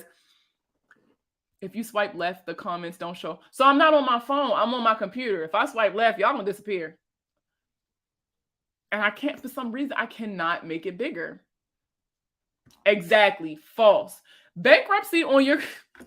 I don't even know where they come up with this shit at this point, but bankruptcy on your credit report is not... That's not what it does. The comments aren't showing for me. Oh, damn. Oh, shit. I don't know why the comments not showing. I'm sorry. I promise I didn't do nothing. But yeah, that's false. Sorry. Like, it's not gonna do anything. You telling them that it's identity theft is not going to make them magically remove it from your credit report, because there's nothing wrong with... Sorry, I was sharing the wrong screen. There's nothing wrong with them reporting your bankruptcy. Now, is there ways to like remove it from your credit report? Of course it is. Now, you won't be able to remove the entire history associated with your bankruptcy. So like if somebody digs deep enough, they will be able to see it. And if you are entering the home buying process, like, listen, they'll still be able to see it on Cavers. So, you know, you want to definitely disclose if you did file for bankruptcy. But there is a way to make it so that the main bureaus cannot see your bankruptcy. And how you would do that, I'll go back a little bit, sorry. How you would do that is you would just be like, hey, I'm going to go ahead and just freeze everybody's access to my personal information, because when it comes to the credit bureaus, they can't go directly to Pacer, which is the website that kind of houses a lot of this information, like bankruptcy court and stuff like that. So they can't go directly to Pacer. And the courthouse doesn't report directly to the bureaus. They go through third-party reporting agencies. So if you limit the third-party reporting agencies' access to the main 3 bureaus, Equifax, Experian, and TransUnion, and make it so that they can't report this information, then the main bureaus cannot validate or verify this information. And because the information is not verified, right, that means it has to come off. So technically, you're not erasing the bankruptcy. You're just kind of like hiding it, sweeping it up under the rug. For the patient first collection, instead of sending them to get and receive management, can I send their letter to the credit bureaus? I mean, yeah, you could. And you could request that the bureaus remove it due to them saying that you don't owe any money in the first place, or you never owed any money in the first place. I would tag you in his videos, but he won't block us both. Yeah, Yeah, I'm not surprised. I've been blocked. Y'all be surprised how many people in here blocked me because I got tagged in their posts and said something. I learned a long time ago to just mind my goddamn business and just post it on my own page because they can't tell me what to put on my page. In your opinion, which app is the best to keep track of my credit score? It depends on what your goals are. So write down, what are your goals? Do you want to buy a house? Do you want new credit cards? What credit cards do you want? What credit score do those credit cards check? When you set your goals, that's going to tell you exactly what credit score you need to be monitoring. And then you can start doing research on what credit monitoring subscription monitors that score. For example, I have two. I have Smart Credit and I have my FICO. My FICO monitors all of my FICO scores, and that's cool. However, because I'm so obsessed with the information that's actively reporting on my credit report too, I like using Smart Credit because Smart Credit uses all three of my credit reports side by side to make it easier for me to kind of like validate the accuracy of the information. And so I just like Smart Credit for that reason. And obviously it shows me my Vantage score too. Does LifeLock help or hurt you when trying to repair your credit? LifeLock is just a service. So, I mean, I guess it depends what you do with the service. But all they do is like, you can do like freezes, and I know that. I know what LifeLock is. I've been a victim of identity theft many times. So I know what it is, but it really depends on what you're doing with it. So like if you're freezing your credit, it's not that it's going to hurt you when trying to repair your credit, but if you don't do it properly, when you unfreeze it to start applying for shit, what could eventually happen is that all that information will repopulate. Looking for a credit card that does not do a hard inquiry. Are you familiar? So it's there's 3 credit cards that I always suggest for people who really don't want the inquiry, but you just need the payment history. This is not going to affect your credit utilization, right? It's not going to affect it at all. But there are 3 suggestions that I offer to people who don't have the best credit and really don't want the inquiry, and they want the benefit of the credit card, but not necessarily they don't want like the consequences. So like there are some accounts, I call them prepaid credit cards, which are different from secured credit cards. I'll say that up front. And they are the Credit Sesame Cash Card, the extra, happy belated birthday, Keisha. The extra credit card, damn, she may forget, the Credit Sesame Cash Card, and then the Chime Credit Builder Card. These cards operate like debit cards. You put money on the card, you spend the money on the card. And each month that you have transactional history on these cards, they'll add on-time payment history to your credit report. Now, Extra does have a fee, but for the most part, there's no credit checks. There's no interest rates because you're not borrowing any money or anything like that. It's strictly adding on-time payment history. So it won't affect your credit utilization, and it won't give you credit utilization. It's only adding that on-time payment history to your credit report. Just here to tell you, you're doing a great job. Oh, thank you. You're so welcome. I hope you had fun. You better have enjoyed yourself for your birthday. I kept trying to call Experian, but the automated system kept saying, "Would you like a fraud?" Oh, I hate that. Oh, let me see if I can find another phone number for you. I'll ask around and see if anybody got another phone number, and then I'll put it in the Facebook group for you, because I know they got like multiple numbers you can call. Alexa, can you set a reminder for tomorrow at 12 p.m. to get extra numbers for the credit bureaus? Okay, I'll remind you tomorrow at noon. All right, so that's my deadline. I'm going to have it to you by tomorrow at noon. I have my, no, I already answered. Thank you so much. I'm looking forward to our consult. I'm excited. I love meeting people who like follow me on TikTok and stuff, because then y'all can tell me what y'all really think about my videos. Let's see. What other questions? Oh, all right, so I'm all caught up. Okay. All right, so go back to this. Okay, so is it illegal, right, to report late payments on your credit report? And the answer is, what do y'all think? Yes or no? Is it illegal? Is it not illegal? What y'all think? Exactly. It is not illegal. I don't know why people say that shit. Like, and it was funny because like on one of my videos that I did, I saw you booked a check-in. I can't wait because I want to hear all about it. So I saw you booked the check-in, and then it was so funny because you booked it, and then I went behind you and I blocked off like an extra 30 minutes because I know I'm finna be running my mouth so that I can find out about your birthday. You didn't enjoy yourself? Oh my God. We gonna talk. It depends on how the FCRA is feeling and the person giving the message. So when it comes to late payments, it's never illegal. And I think it's in my If you look at the playlist on my TikTok, and I think it says how to catch a credit guru, I really went into detail because somebody tried to like show y'all the law and be like, this is where it says it's illegal for late payments to report.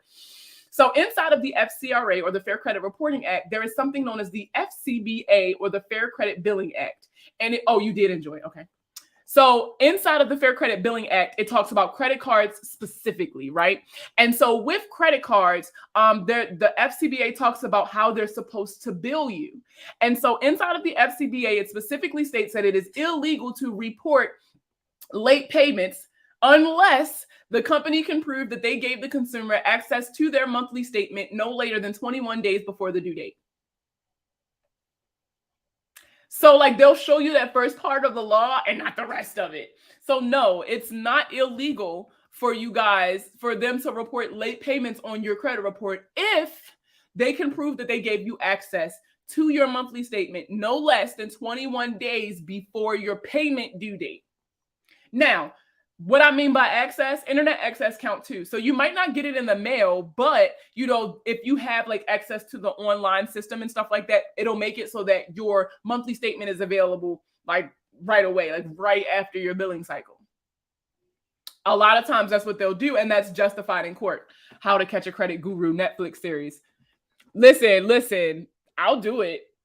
It was funny because in a lot of the earlier videos in that playlist, when I introduced myself in the beginning, for those of y'all who follow me, most of my videos start off with like, what's up, everybody? My name is Markia, aka The Money Plug, aka your credit specialist's favorite credit specialist. But like on those videos, it was like, what's up, everybody? My name is Markia, aka The Money Plug, aka the Chris Hansen of credit repair. I will do that fucking series. I will fucking do it. What's the next one? Charged off. Oh, this is a big one. Okay. So, and I see this in so many places, like people commenting on my videos. Oh, wait. Is Credit Karma good for anything? It's good to track your Vantage score for TransUnion. And I think they do what? Experian, or is it Equifax? I don't know. They only do 2 scores anyway. But if you want to take a peek at your scores, but you're not like heavily invested in monitoring your credit scores, then I mean, I guess it's free. Why not? But if you are like playing an active role in credit building or credit repair, don't use Credit Karma. Don't use Credit Karma. So the biggest fallacy that I've seen on this app was people saying that charged off debt means you do not owe it anymore. And these people will, and when I say they will fight you tooth and nail, they will die on this hill that charged off debt means you do not have to pay it anymore because they got paid pennies on the dollar for this debt. And they already got paid for it and they wrote it off on their taxes. So this means that you no longer owe. Let me tell you something. What these people eat don't make you shit. So what they put on their taxes plays no part in your responsibility for the debt that you incurred. So, right, if you owe money to a credit card company and the credit card company charges off your debt, you still owe. Period.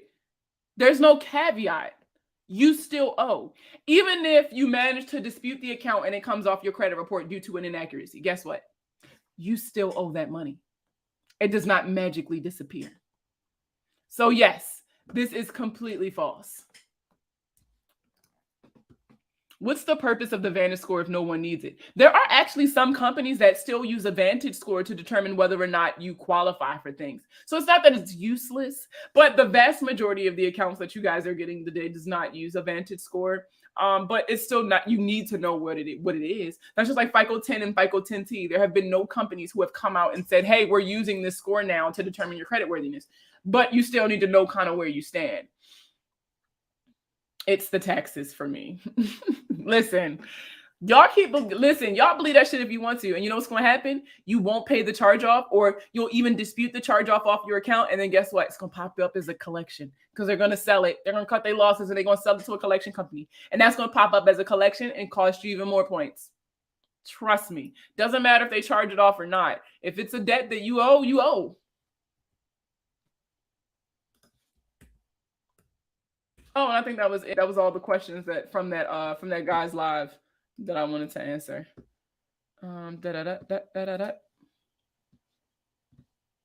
Let's see. Soft credit checks are Vantage scores? No, not necessarily. No, not necessarily. Soft credit checks really, they're not even really looking. I mean, yeah, they look at your score too, but they're looking for like little small things because they can't see your entire credit report. They can only see bits and pieces. And so they're looking for things that they normally see on the credit profiles of customers they already have. And so they're looking at that information to determine whether or not they're going to send you a pre-approval. But please remember that when they do soft credit pulls, when you get pre-approved, that does not mean that you are going to get the account. Once you give them authorization to pull the rest of your credit report, you can still be denied. I tried to sign up for my FICO, but they said unable to get my Experian report, so I can't sign up because of what you said earlier in the Facebook group, right? I think this is so wild. Like, they identified that they fucked up and they still haven't fixed it. Like, that's crazy to me. Yeah, I'm gonna get you another phone number. Alexa, let me tell y'all something about Alexa. Even if I'm not in my office, this bitch will send me she sends a notification on my iPad and she texts me any reminders and stuff that I tell her to. So trust me, you gonna have your answer tomorrow. I don't know why they just wiped the whole address database for me. It could have just been a mistake. It happens. You know, people, like I say all the time, people are behind systems. So shit happens because of the people. How long I've been talking? Ooh, an hour and a half, child. All right. Y'all got me for a couple more minutes because it's Friday and y'all might got shit to do, but I don't. Well, I mean, I'm about to go binge watch Stranger Things with my 10-year-old. So yeah, y'all got any more questions? And then on top of that, I'm on round 3 of disputes. Oh my God, but the fact that you're still going, like you're not giving up. What a lot of people don't understand, and I know y'all get so frustrated with how long the dispute process takes, but what y'all don't understand is that they want you to quit. They want you to give up. They want you to not, like, they feel like if they can get on your nerves enough and frustrate you enough that you stop disputing, they can keep reporting. That's what they want. Girl, Equifax is still bugged out. What the fuck? Oh, we definitely gonna talk, girl. Hello, can inquiries get removed? Yes. So if these are inquiries that are tied to accounts that you didn't open, what you can do is something known as, you got to play on the law of permissible purpose. So the law of permissible purpose states that a company has to have evidence to support their claim that you gave them written authorization to look at your credit. And so what that means is they need to have like a copy of the application that you filled out, or maybe a recording from you on the phone saying, yeah, y'all go ahead and pull my credit, something like that, to prove that you gave them permission to pull your credit. And a lot of times when you don't get an account with them, they're like, girl, throw that shit in the trash. So, right, if you dispute the inquiries that are tied to accounts that you didn't open, it is likely that they'll be removed because they won't have any evidence to support their claim that you gave them permission to look at your credit. I wish my FICO wasn't so high. I'm broke. Nah, bro. Like, yo, and it's so funny because everybody else be on Twitter talking about Apple Music taking the money when you least expect it, bro. For me, it's my FICO. My FICO costs more than my smart credit, and I use it less. Now I print 2 copies of a dispute, one to staple the certified letter label to, and the other to send to the bureaus, and also have 3 separate folders for each bureau. You are so organized. You're so organized. Give me tips, because if y'all would have seen the amount of papers that I had to shred last weekend, Jesus. It's to the point where I don't even have, like, I'm not printing out papers no more. Other than the letters that's fucking going out, I told myself I am not keeping copies of papers no more. Now everything is digital. I had to go get a hard drive because it was just too much. It was too much. I probably didn't kill the whole fucking forest of trees with all these fucking papers in here. Have you heard of the card that is mainly given at car dealerships, but I think it's a credit card? What card? I've never heard of that.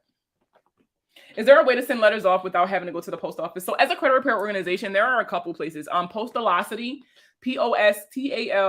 Postal, let me see. I'll spell it out because Lord knows. Postalocity. Yep, I'll put the link in the chat. So Postalocity, Pitney Bowes also offers a service where you can digitally send mail. Like, you'll pay them and they'll send it for you. So like, you upload your documents and they'll mail them for you. Costs a little bit more than what a stamp would cost, right? But those are 2 services that I know that credit repair organizations use when they're sending out their disputes. Me personally, I'm a huge fan of black and white and printing my papers out and having that hard, tangible evidence. I even got, if you heard that, I have a postal machine that I run my mail through because it's a little bit cheaper than buying stamps. 100% VA is enough for a single person with a girlfriend. She may have to go. Is it enough? I'm screaming. Listen, I can't relate. And it was so funny because I was just talking to my homeboys about it. Me and my friends, I think like 2 of them or 3 of them are still in. 2 of us are out and we get VA disability. And we were talking about it. Like, I can't relate because I got 5 kids and a husband. So my VA, my 100% and y'all 100% look different. Like, like, I tell people that shit all the time. Like, hey man, I can't complain about my disability because I get paid. Because for those of you who are still in the military, right? When you get out and you get disability, you get paid per dependent you got. And remember, a dependent is anybody that you can prove that you paid more than 50% of their bills for the last 180 days, I think it is, or 120 days. I checked my scores using my FICO, but my mortgage scores haven't updated all month. You could call them and call the bureaus individually and ask them, hey, I'm pulling my credit and I'm not getting a new score. What's going on? Or you can write a letter requesting copies of each individual report with updates. Like I said, my FICO just repeat the information they're given. Is a pay Verizon collection supposed to have a 1-month term? No, and they know what they're doing. Verizon bait y'all. Verizon will purposefully misreport shit, right? And then you dispute, and they be like, "Oh my bad," but since you here, it reminds me of. Never mind. I'm not gonna say it because I don't want nobody to feel like I'm picking on them. But biggest mistake after graduating high school, not going to the military. So I'm gonna be real with y'all. I am one of those people who I've always wanted to be in the service. Yes, this live is gonna be saved on YouTube. I joined at 17. My mom had to sign me over. And as somebody who fresh out of high school went to the military, it did, the military made me who I am. I'm very thankful for my service. It gave me the discipline and stuff that I needed to get out of the environment that I was in and to be the person that I am today. However, right, I tell people all the time,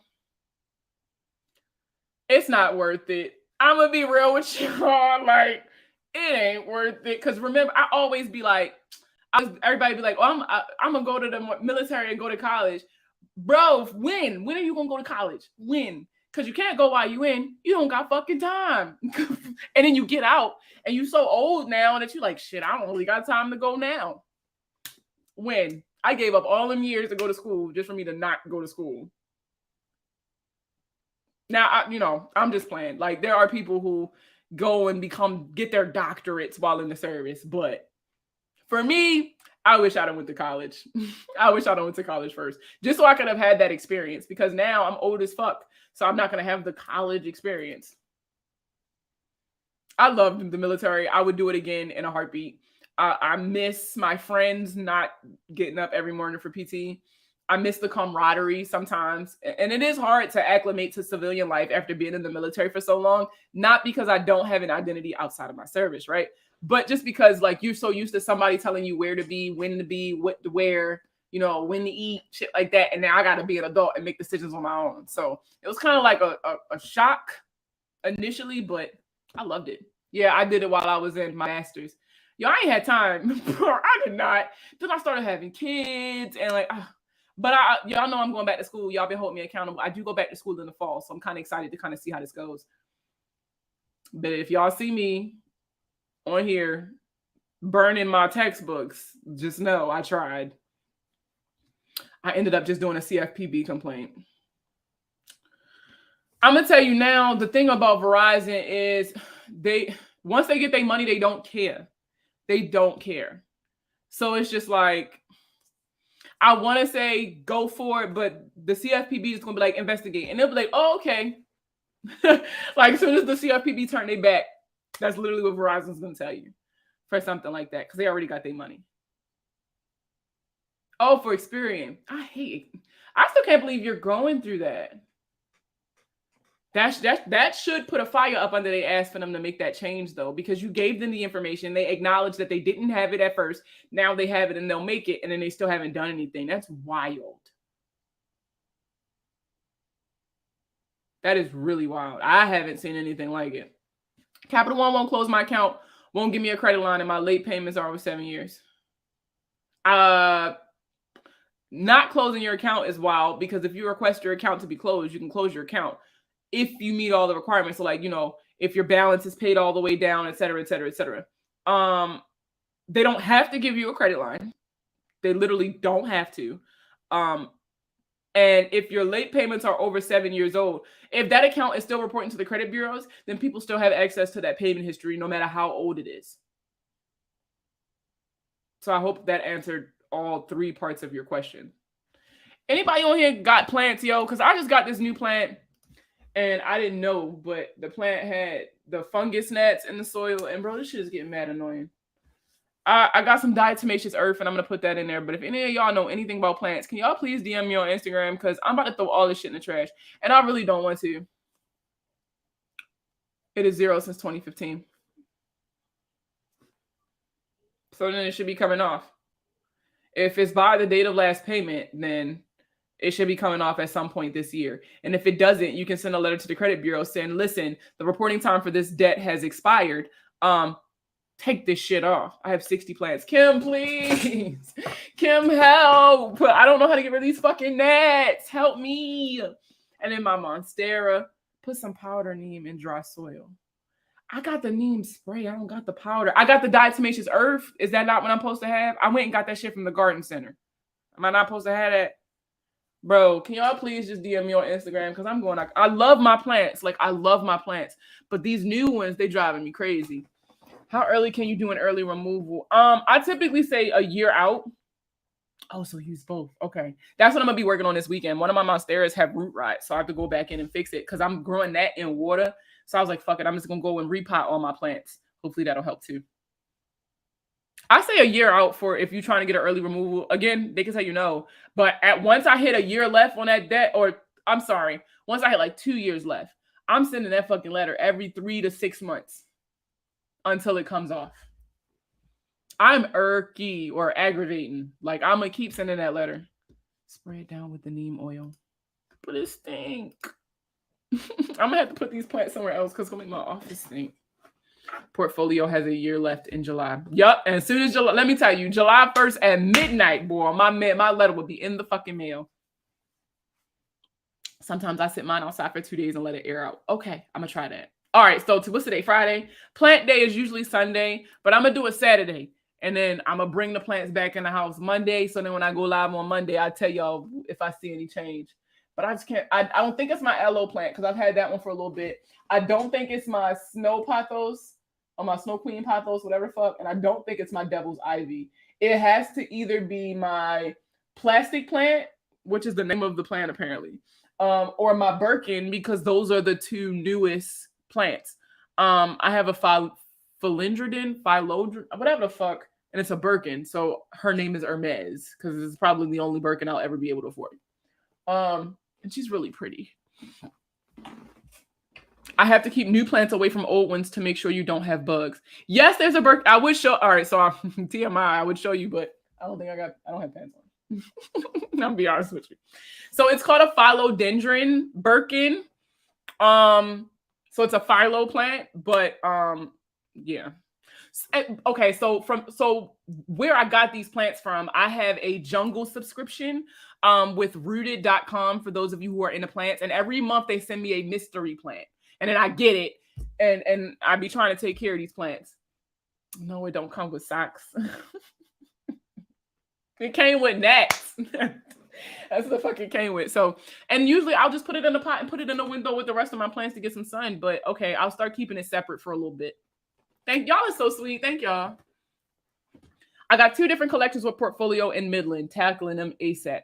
Hell, you definitely want to tackle those as soon as possible. Like I said, those companies are known to sue. Damn, how long have I been live, y'all? Damn, almost 2 hours. I have 4 of them. Really? I'm getting so much better. So I started with my snake plant, and I have a Chinese evergreen and a ZZ plant or whatever the fuck it's called. Yeah, it's right there. I was about to say, where the hell's my plant? I started with those.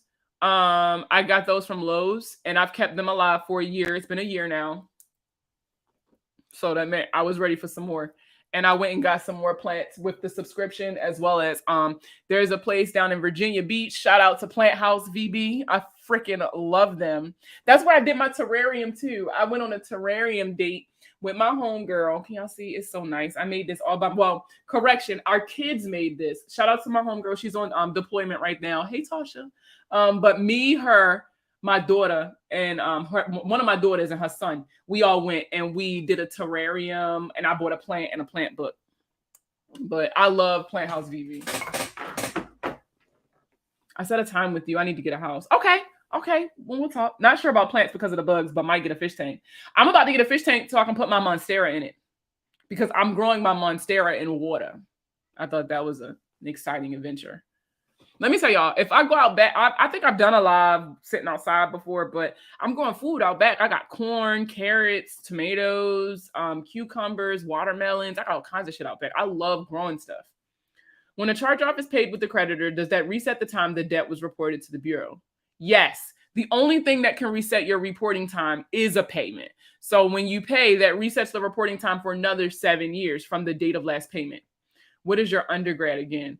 So right now it's education. So it's a bachelor's of science, I think it is, in education or some shit like that. Because what they told me was I can get whatever degree I want and then go take the fucking the test, the LSAT. So in my head, what I'm thinking is, this is going to help me with teaching you guys, right? If I get my degree in teaching and then I'll, practice for the LSAT, get into law school, be a lawyer, blah, blah, blah. Because the VA was not trying to pay for me to, the VA was not trying to pay for me to get my paralegal studies degree, which was so weird to me. My daughter, I love Marquia accent. Don't do I don't say nothing about your accent. I don't say nothing about your accent because you got that New England accent.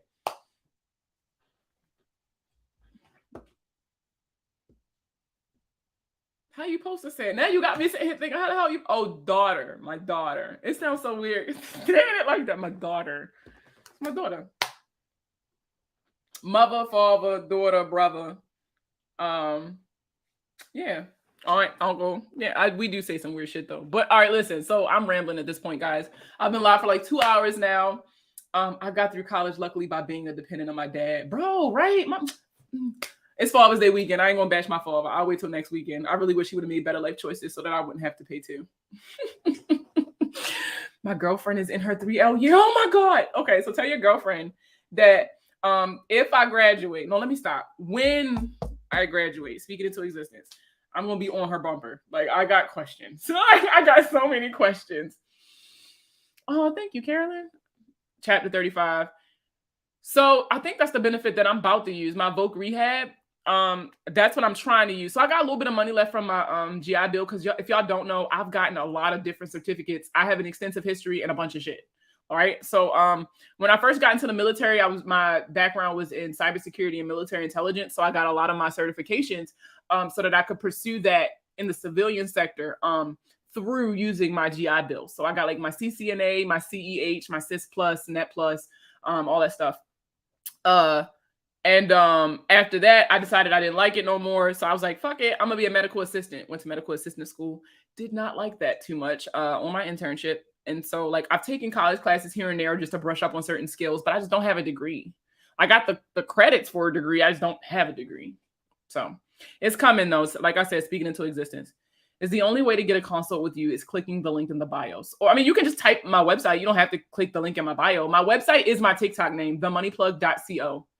No, chapter 35 is dependent and survivor benefit. I think it's chapter 33 for Voc Rehab. I changed degree 4 times and ended with HR. Really? Oh, yeah. I think it's chapter 33. But yeah, so cross your fingers, y'all. That let me tell y'all something. Because one thing about me, I'll try anything one time, but y'all got one time and one time only to piss me off at this school. And I promise you, I never come back. I promise you, I'll never come back. But the school I'm going to has a partnership with a lot of the other, like the 4-year universities around here. And so if I finished the 2-year program, they'll qualify me to go to the 4-year college, the 4-year universities. So I'm excited because there's a couple universities around here I got my eye on. Do you teach compound interest? I'm so sorry. No, I strictly talk about like how these things affect your credit score. Bae, get out my live. You like my shirt? You like my shirt because I stole it out your closet. I started with CCBC. Really? Do you have a phone call option to start a consult and make a payment over the phone? I do not. The reason why I do not handle business over the phone is because there's a really tricky like telephone law or whatever that a lot of credit repair organizations get caught up in. And so I don't even do shit over the phone. Another reason I do it, I do everything over Zoom. That's how the consult is done. Everything is done via Zoom so that I can also record the conversation, save it for you guys if you want to review it, stuff like that. CCBC for real? You hate it. What they do? Hey, Jerica. What they do? Oh. I'm not fooling with y'all today. Don't say that. Listen, I'm excited. I'm excited for school. I will say that I'm very excited to be going back to school, especially because for those of y'all who don't know, my kids have been homeschooled for the last 3 years. So they're going back to school too. So my house is kind of buzzing right now. Just be ready for your young classmates to irritate you a lot. Yeah, everybody keeps saying it. I did it in high school because I was finished with my high school credits. So the dual enrollment. So I did that in high school when shout out to kids. So I grew up in Baltimore. For those of you who don't know, I went to Dunbar. Actually back then it was called Paul Lawrence Dunbar Senior High School for the Medical Professions. I went there till my junior year, and then the end of my junior year, beginning of my senior year, I went to Kenwood High in Baltimore County. And they had the dual enrollment program with CCBC. But at the time, I didn't want to go to college. I never took the SATs or the ACTs or anything like that because I knew I wanted to go into the military. So once I took the ASVAB, it was a wrap. I wasn't doing none of that shit. I did what I had to do to graduate, and then I was out of there. That's a long ass name. Class of 2013. What? Jesus, now you make me feel old. I graduated in 2010. Oh, I graduated in 2010. Woodlawn, shut up. Shut up. I swear, Baltimore, the world is so small. My brother went to Patapsco.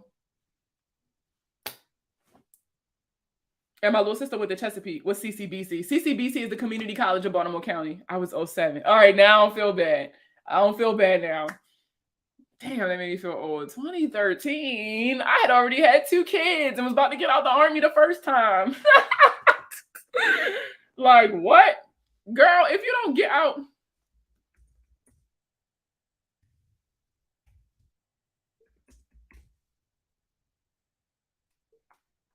What the fuck, 2010 high school? Yes, I graduated high school in 2010. I graduated high school in 2010. My first day in the United States Army was July 7th, 2010. And the reason why I remember that so heavy is because I got out of the Army in 2014. And I ended up getting back in 2015 in the reserves. But July 7th, 2016, I got back on active duty. I felt like that was a sign that I was meant to do 20 years. Joke's on me. Girl, stop. I graduated 09. Really? It be make me feel old talking to a lot of people. They be like, yeah, girl, class of 2015, class of 2016. And I just be like, ooh, girl. I had already finished my first Army contract. Martin's 05. Not they robbing the cradle. Not cradle robbing. Let me stop. I'm just sitting here shooting the shit with y'all at this point. Not girl, barely. Talking about I'm old. Barely a year. I'm literally at this point just shooting the shit with y'all. I thought it was just me. I love her accent when she say Baltimore. I'm glad. Listen, and it used to be worse than this. Lord, here I am, class of 02.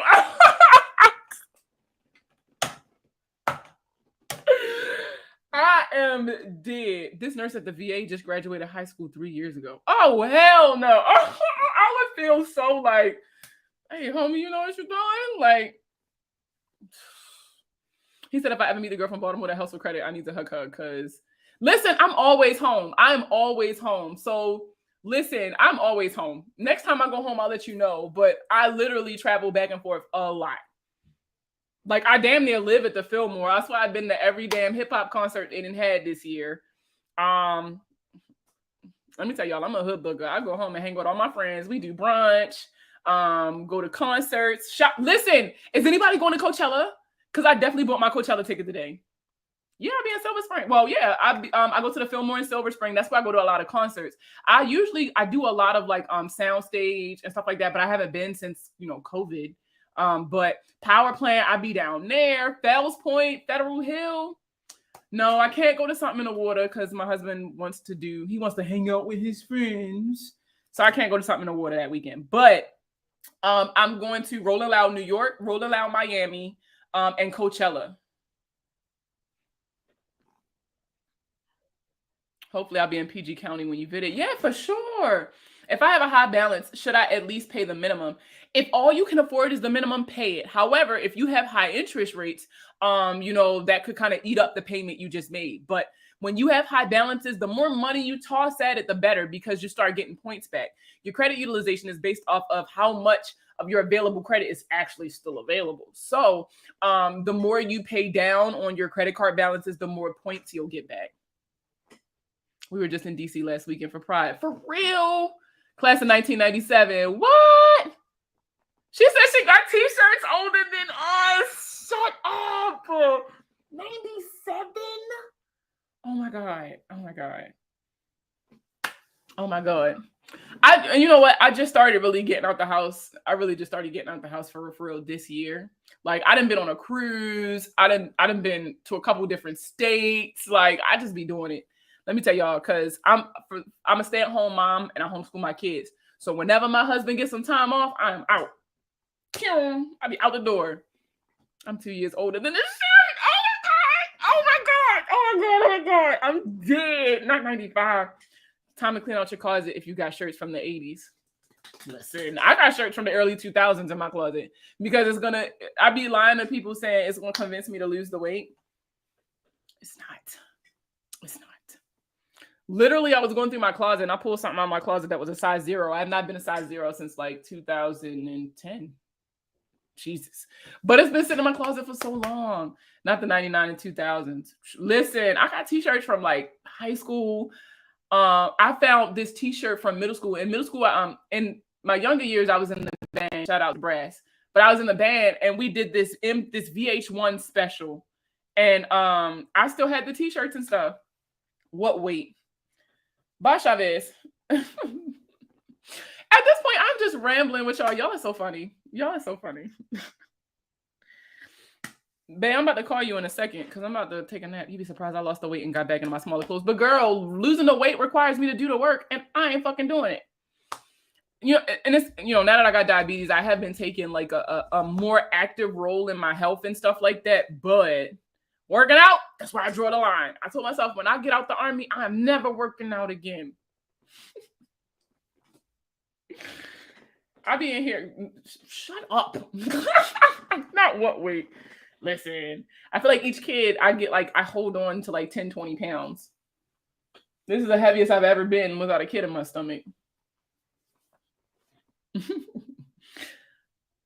We need to do brunch. No, for real. Yeah. Okay. So Jelly, are you on Facebook? We got to talk, y'all. We got to hang out. We got to do something. It's summertime. We is outside. I'm trying to do bald head whole shit. But like, just know I got to go home to my husband. Like,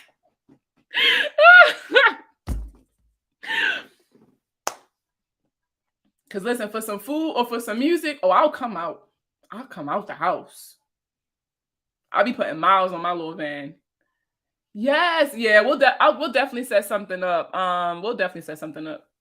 It's hot outside. It's been hot as shit this week, huh? Look up Fit Men Cook. Wait a minute, let me write that down. Fit Men Cook. Fit Men Cook. All right, but if I gotta cook it, just know it ain't gonna get done. Cause y'all know I tell people all the time, I'm the Aunt Bird of my family. I don't cook shit. I bring the paper plates and the sodas.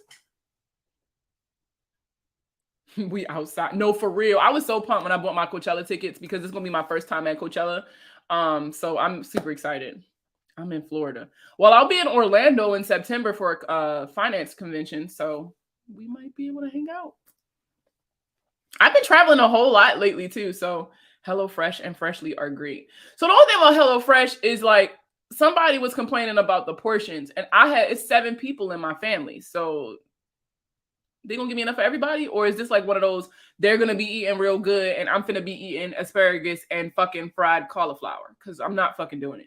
Because like, I might not look like it, but like when I stand up, I look like one of them aliens off of Men in Black that was in the break room when they was real skinny and they got the belly. You know what I'm talking about?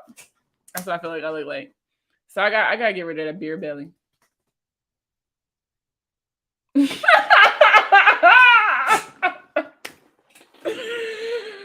fucking dead. I'm dead.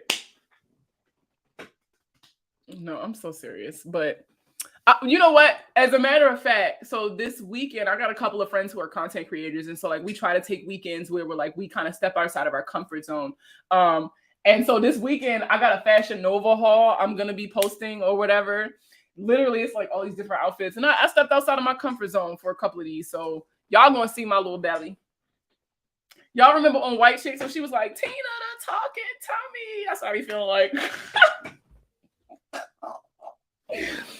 I'm done. I'm not fooling with y'all today. I'm not. 97. Damn, I'm old. I'm class of 83. Oh my God. 83. I wasn't even thought about. Don't bring him up. Don't bring him up. He like, man, I swear to God, my husband named like Beetlejuice. Say his name 3 times as a pop up out of nowhere.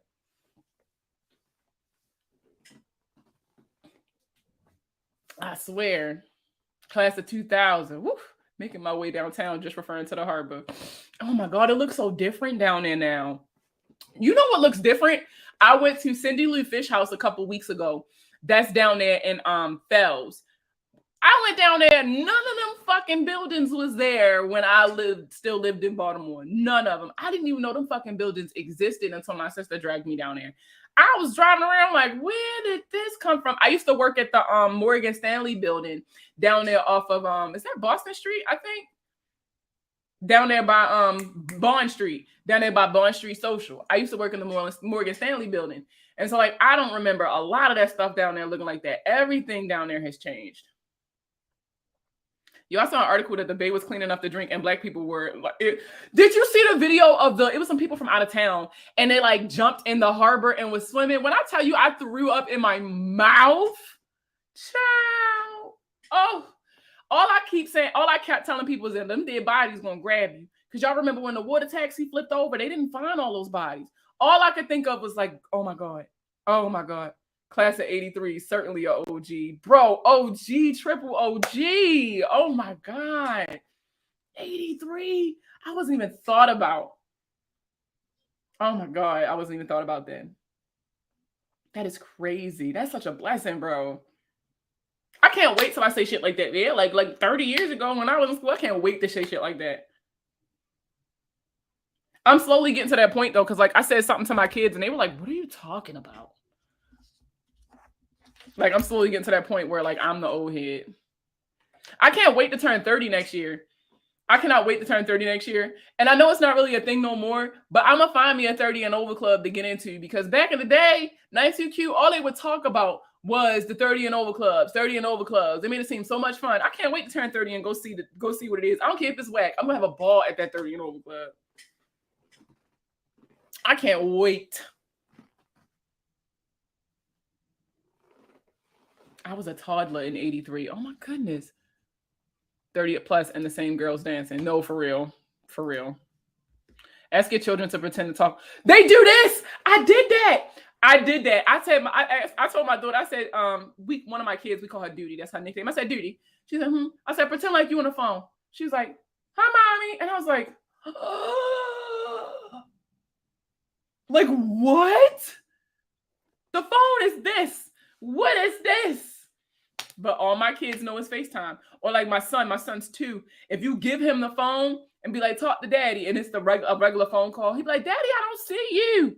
It's broken. I don't see daddy. Like, They don't know nothing about the phone with the cord on it and you couldn't go too far.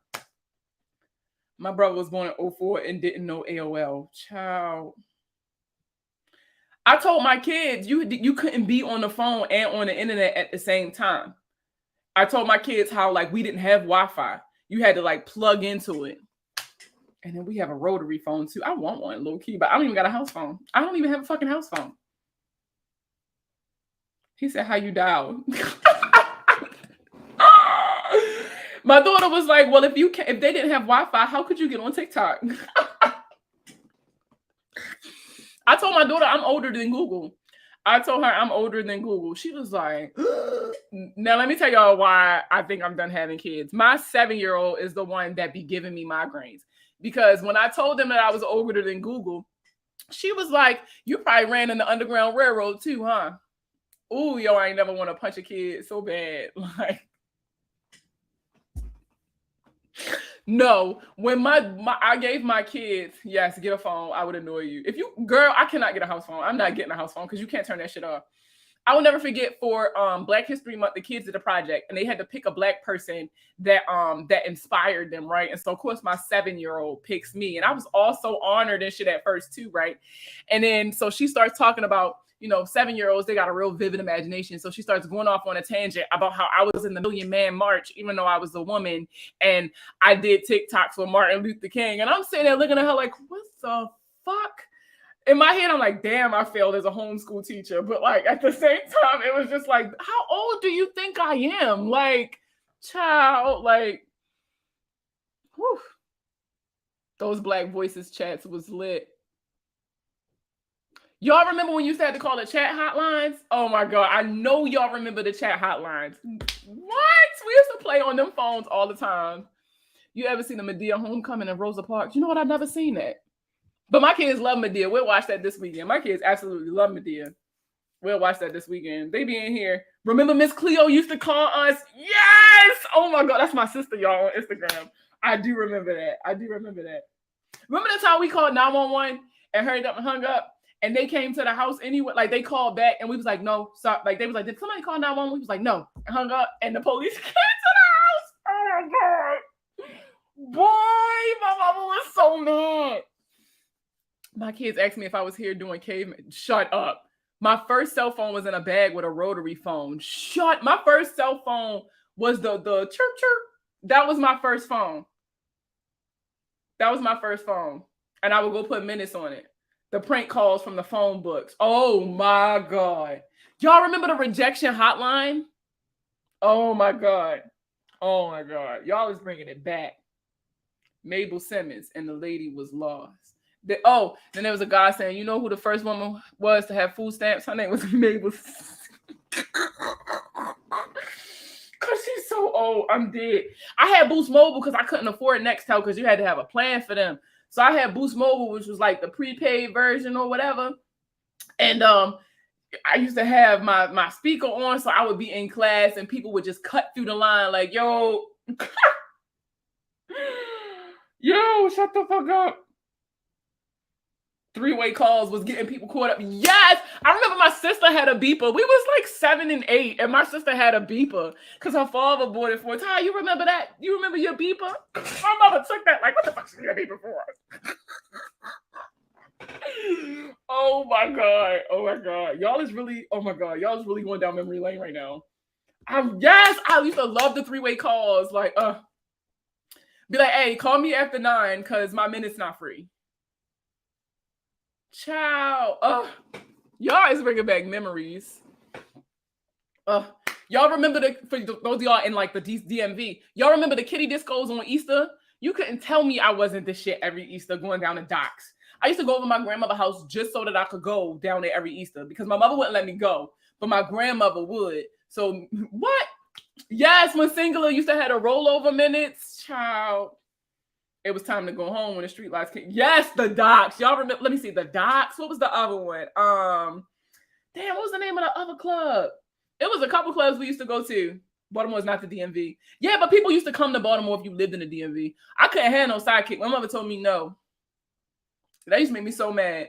So, mommy, if you watching this, I just want you to know I've held on to that grudge for years. I can't wait for the day that my mother asks me for something and I'll be like, do you got that money?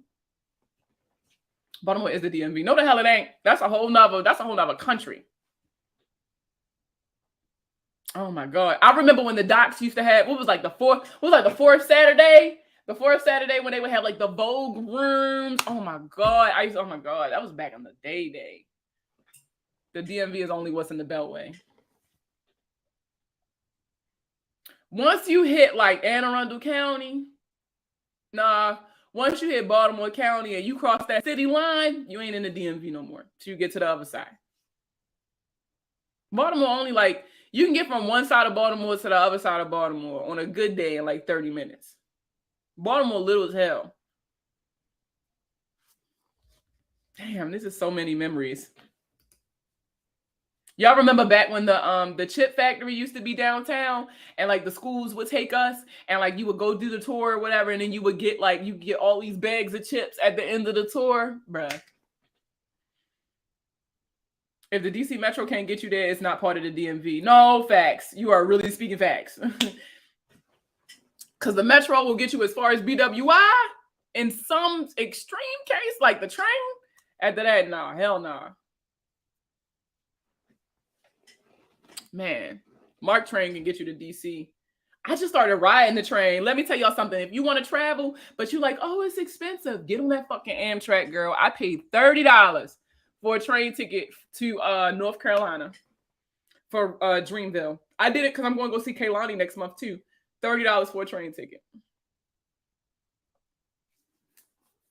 As opposed to the hundreds of dollars I'd have spent on motherfucking gas, apparently, because gas won't stop going up. And then a couple hundred for a plane ticket. I'm telling y'all, the train is where it's at. I just be chilling on my phone. They got Wi-Fi and everything. They got food on there. You can sleep. I love it. I'm obsessed now. I'm getting the fuck off. Y'all, I done been on here talking to y'all for over 2 hours. 2 whole hours. I'm not fooling with y'all today. I'm getting off of here. So I don't know if y'all was on here yesterday because a couple of my favorite people in here. So I definitely want to announce this again. But you know what? I would never do the Megabus again. I did the Greyhound from Pensacola to New Orleans and back, and that wasn't that bad. But I would never take it no farther than that. I'll take the train to DC over the Megabus or Greyhound. Yeah, I heard horror stories about that motherfucking Megabus.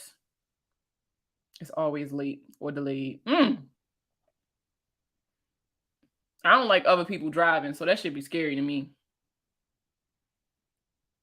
I don't do good in Ubers and shit neither.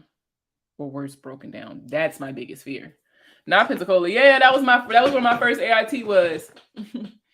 Pensacola. I was 17 going to Mardi Gras. What? I used to get towed up. And then the next day, my NCO, you all right, Simpson? Yes, Sergeant. Dying, throwing up, doing PT. Rest in peace, Sergeant John Louis. Shout out to Sergeant Matthias. What? Pensacola was the shit.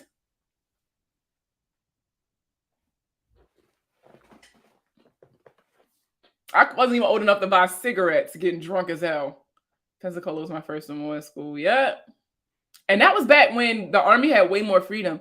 So like for us, every day after final formation or whatever, which was like at 8 o'clock, like they really didn't give a shit what you did as long as you was outside your room at midnight.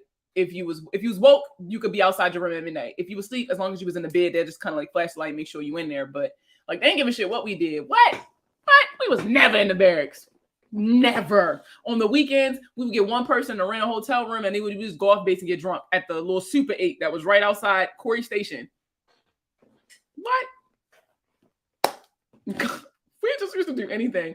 We would come to formation, tore the fuck up, especially if Sergeant Sweet was on duty.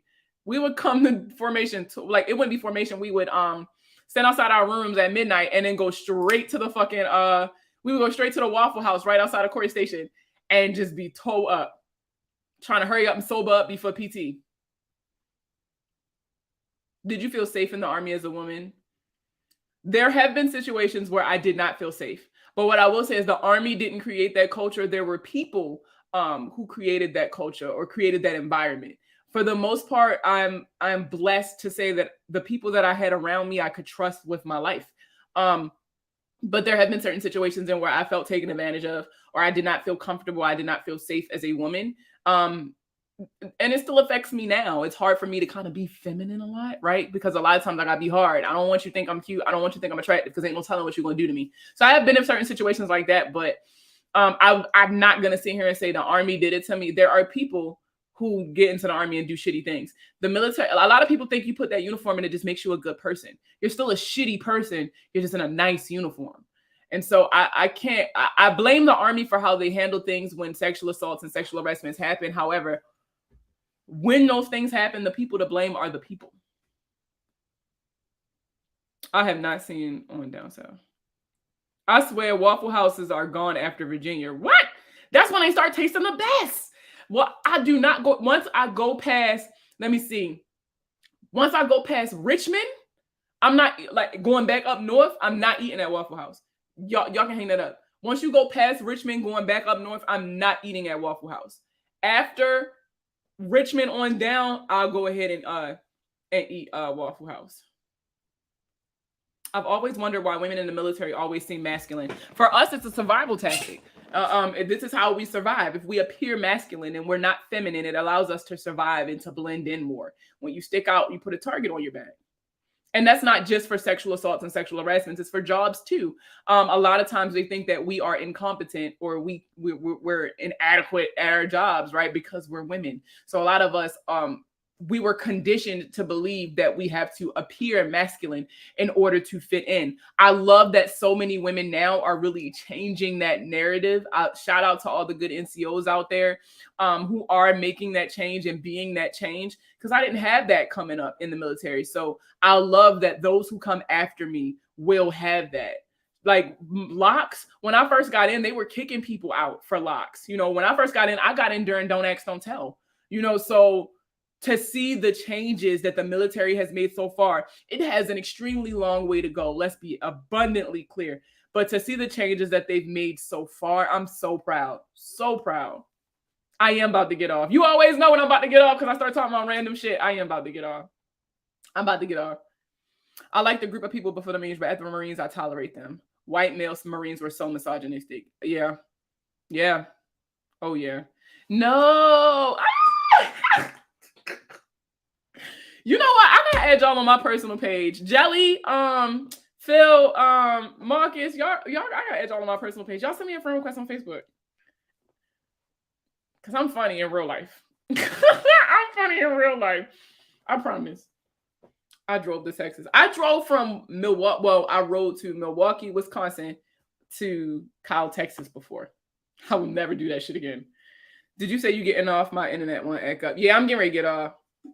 I'm actually moving to Texas. So that's eventually when my husband and I, we are, Jelly. Oh shit. That's how I know I just be adding people. That's how I know I just be adding people. That's a long story, child. That's a long story. So yes, I am trying to move to Texas. So that's eventually where we're going to be moving to and settle in. The deal is like, oh, shut the front door. I thought you was in Key. Ain't you in Key? Don't do it, girl. I'm going to do it. I'm not going to do it. I did it. One day I'm just going to pop up in Houston. I haven't picked the town yet, but eventually, yeah, I do want to go there. I thought so. Okay, so that was why I added you. Okay, I knew I wasn't crazy. I was like, what? I added you already. I don't add strangers. But as soon as I see like Key or Lock, I instantly be adding people. I don't even be doing it, giving them. Don't do Austin. I don't want to do Austin. I don't want to do San Antonio. I've been looking at like Katy, like the smaller but towns, because I'm a city girl. At the end of the day, I'm a city girl. It's bad enough I'm not gonna be close to the ocean if I go to Texas. So like I still need that city feel. I need shit to do, but I want space too, because I got a big family. And I grew up in row homes all my life. I said when I eventually buy my forever home, I ain't see that on yours. But we got a lot of mutual friends. That's how I added you. We got a lot of mutual friends who are like Keys and Locks and shit. What about Florida? Hell no, I ain't moving to Florida. Y'all crazy. Y'all are crazy. But I always said the only way I would give up. So technically I'm a resident of Florida because I got my driver's license when I was stationed in Pensacola. So the only way I would give up my Florida residency, I said, is if I move to Texas.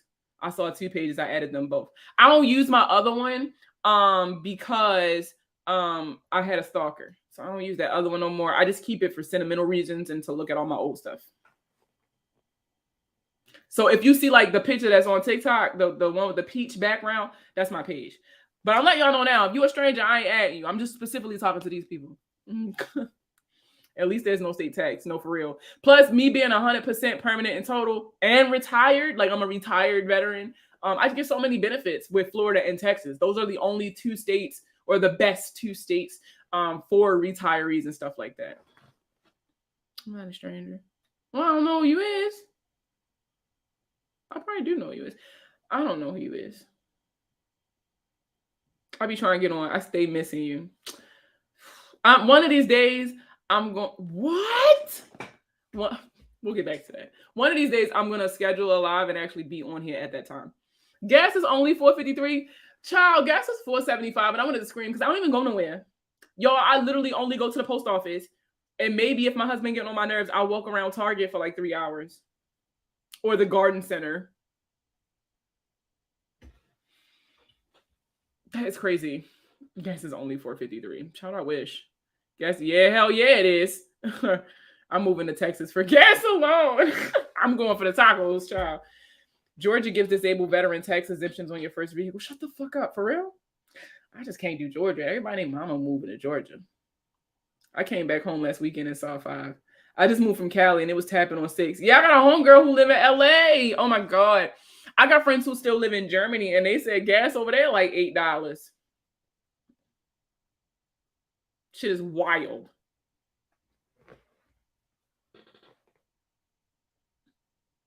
Child, I tell y'all what, I'm about to get rid of these goddamn cars and go get me something electric. I don't know. I was looking at electric bikes the other day. Let me tell you, I can't do these gas prices. I can't. I don't even go skating no more. For those of y'all been following me for a while, y'all know I used to go skating multiple times a week. I don't even go no more because I don't want to pay for that gas because it's like 45 minutes from my house. Because I don't like the one by my house. But hell no. It's electric. I heard everyone moving to Texas. That's me leaving the house too. Home Goods, Target, Walmart, Whole Foods. Child, I don't even go grocery shopping. Like, if I can't Instacart it, I don't need it. I swear I want an all electric car. Cadillac got a new and it's very. I think it's very reminiscent of the Escalade. Because I know I got a big family, so I need something like that big that's electric. We have 2 Teslas. Best thing we ever did. I swear, if I didn't have all these goddamn kids, I would have me a Tesla. Yes, I was switching my car from Maryland to Georgia, and they wanted $800. The only place I used to go skating was Skateworks when it was a thing.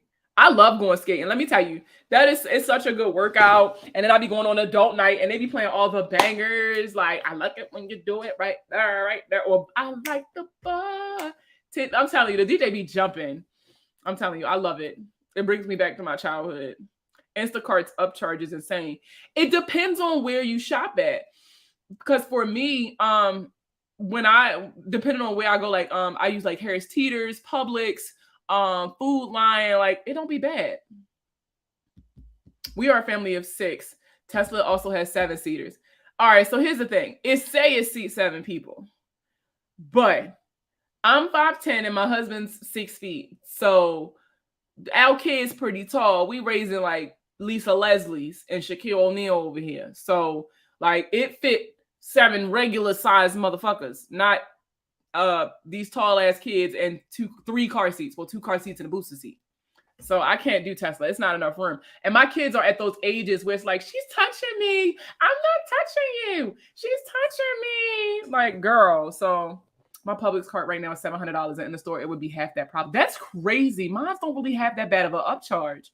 We have 3 car seats too. Who that on my door? I'm almost done. They raising D1 athletes. No, my kids are getting ready to start sports for the first time. Oh, all of my kids are starting sports for the first time, and I am literally that mom. I didn't already start planning out chants. I'm gonna make signs. I'm gonna make T-shirts. I'm so excited. So they're about to get into their first sport. Oof, have fun. Well, none of my husband's retiring, so I'll have a lot more help around the house. So we'll be able to, all right, take these 2 to practice, take these 2 to practice, go to this game, go to that game. So I'm excited. It's gonna be a new chapter for the Browns, right? Because my husband's getting out, so he's retiring. So I'm just super excited. We did softball and baseball. So right now it's soccer. So I told my kids we can try everything, and then whatever they like, we'll stick with it. So right now we're trying soccer. Even my 2-year-old. That's going to be busy. Good. I need them busy. I need them busy. Like I said, my kids are going back to public school, and for most of my kids, they're going to public school for the first time. I've been homeschooling for the last like 3 years. So we're just kind of like trying to jump into it with our whole heart. What y'all plan to do after he retired? Nothing, not a motherfucking thing. That's what we plan on. It's like, no, I'm playing. We both going to school. Sign them up for self-defense classes. Yeah, I didn't already seen I'm gonna need that. And you know what? And I told myself, I'm one of them parents with my kids gonna talk their shit. Been homeschooling for years as well. Yeah. It's the only reason we're not homeschooling anymore is because my kids are at their age where I really want them to start developing their own friendships with people, and I'm not in an area where we have strong co-ops for us. And after an incident where we were accused of stealing something and we weren't even present, I stopped going to the co-op we were going to previously. So yeah, we're putting the kids in public school, and I'm excited. My daughter, she's 10 now. So she's getting into the makeup, and she's into like hair, and she's really becoming a young lady. So I want her to start having those interactions with other people so that she can really understand who she is and stuff like that. So I'm really excited. I'm nervous, but I'm excited. We've lived in this bubble for so long, we gotta pop it. So I'm nervous, but I'm excited. Plus, I've just been so busy my damn self. And then, like I said, I'm going back to school this fall. My husband's going back to school once he, get out. So it's like, I'm just not gonna have the time.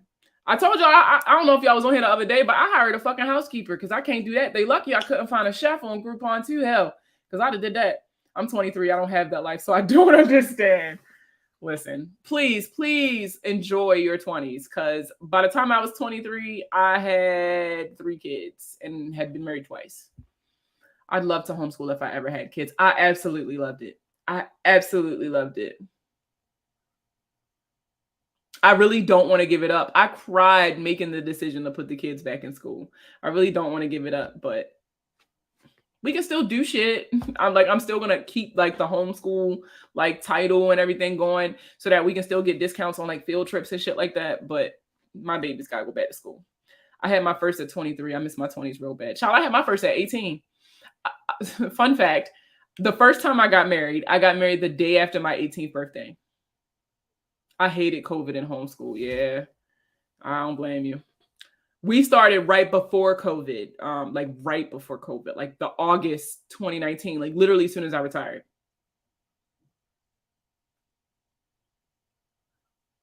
I had my first kid at 18, the second kid at 19, the third kid at 22. Yep, 22. My mom had 4 by 22, and she got 7 kids. I stopped at 5. I always told everybody, anybody who know me personally, I always kept saying like, I'm keep trying until I get my boy. After I had my son, I'm done. Soon as we had my son, that's it. Shop closed. So I got 4 girls and a boy. I love having a big family though. It's so fun. The Zoom calls. Yeah. The virtual calls and stuff like that, and not being able to interact with other kids. And then at the time when we first started our homeschool journey, we were overseas. We were in Germany. And in Germany, it's illegal to homeschool your kids unless you are an American attached to the military, right? So like we can only homeschool with other military kids, and all of them was fucking quarantining and all that other stuff. So like we didn't really get the full experience for co-ops and stuff until we got back here. And then we had such a negative experience. I was like, yeah, I ain't never doing that shit again. So I was like, yeah, it's time to go back to school.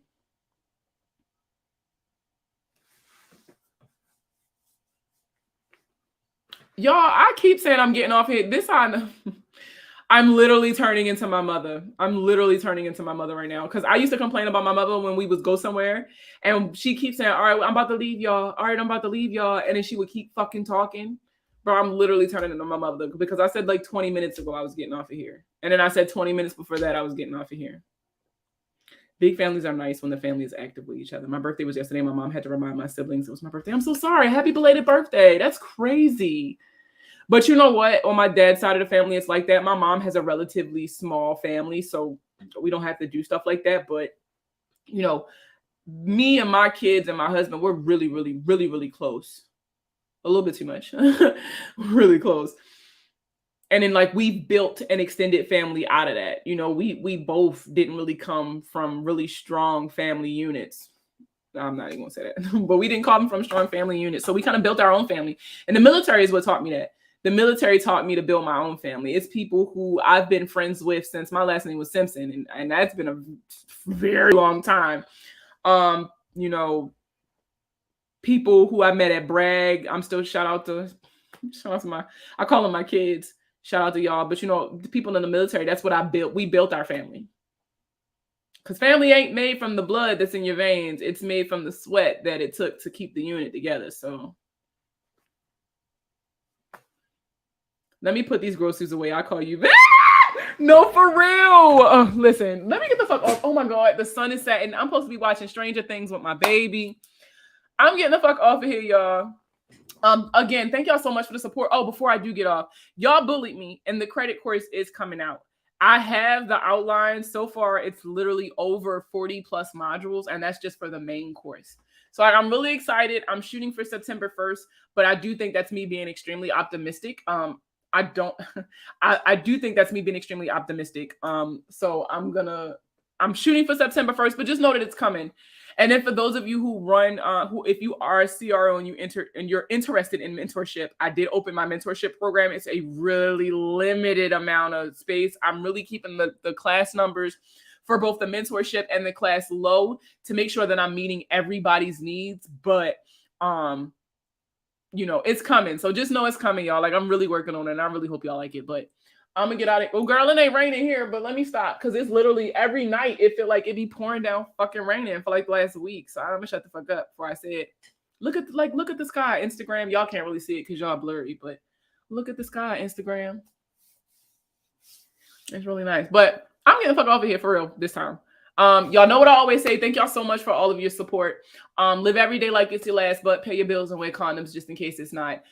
You guys mean so much to me. Thank you guys for liking, sharing, following, and all that stuff. I'm literally like less than 2,000 followers away from 200K. So please, please, please share my pages, share my videos, like my content. Like I just need more people to follow me so I can hit 200K. This is a huge personal thing, like a personal goal I set for myself. Scream!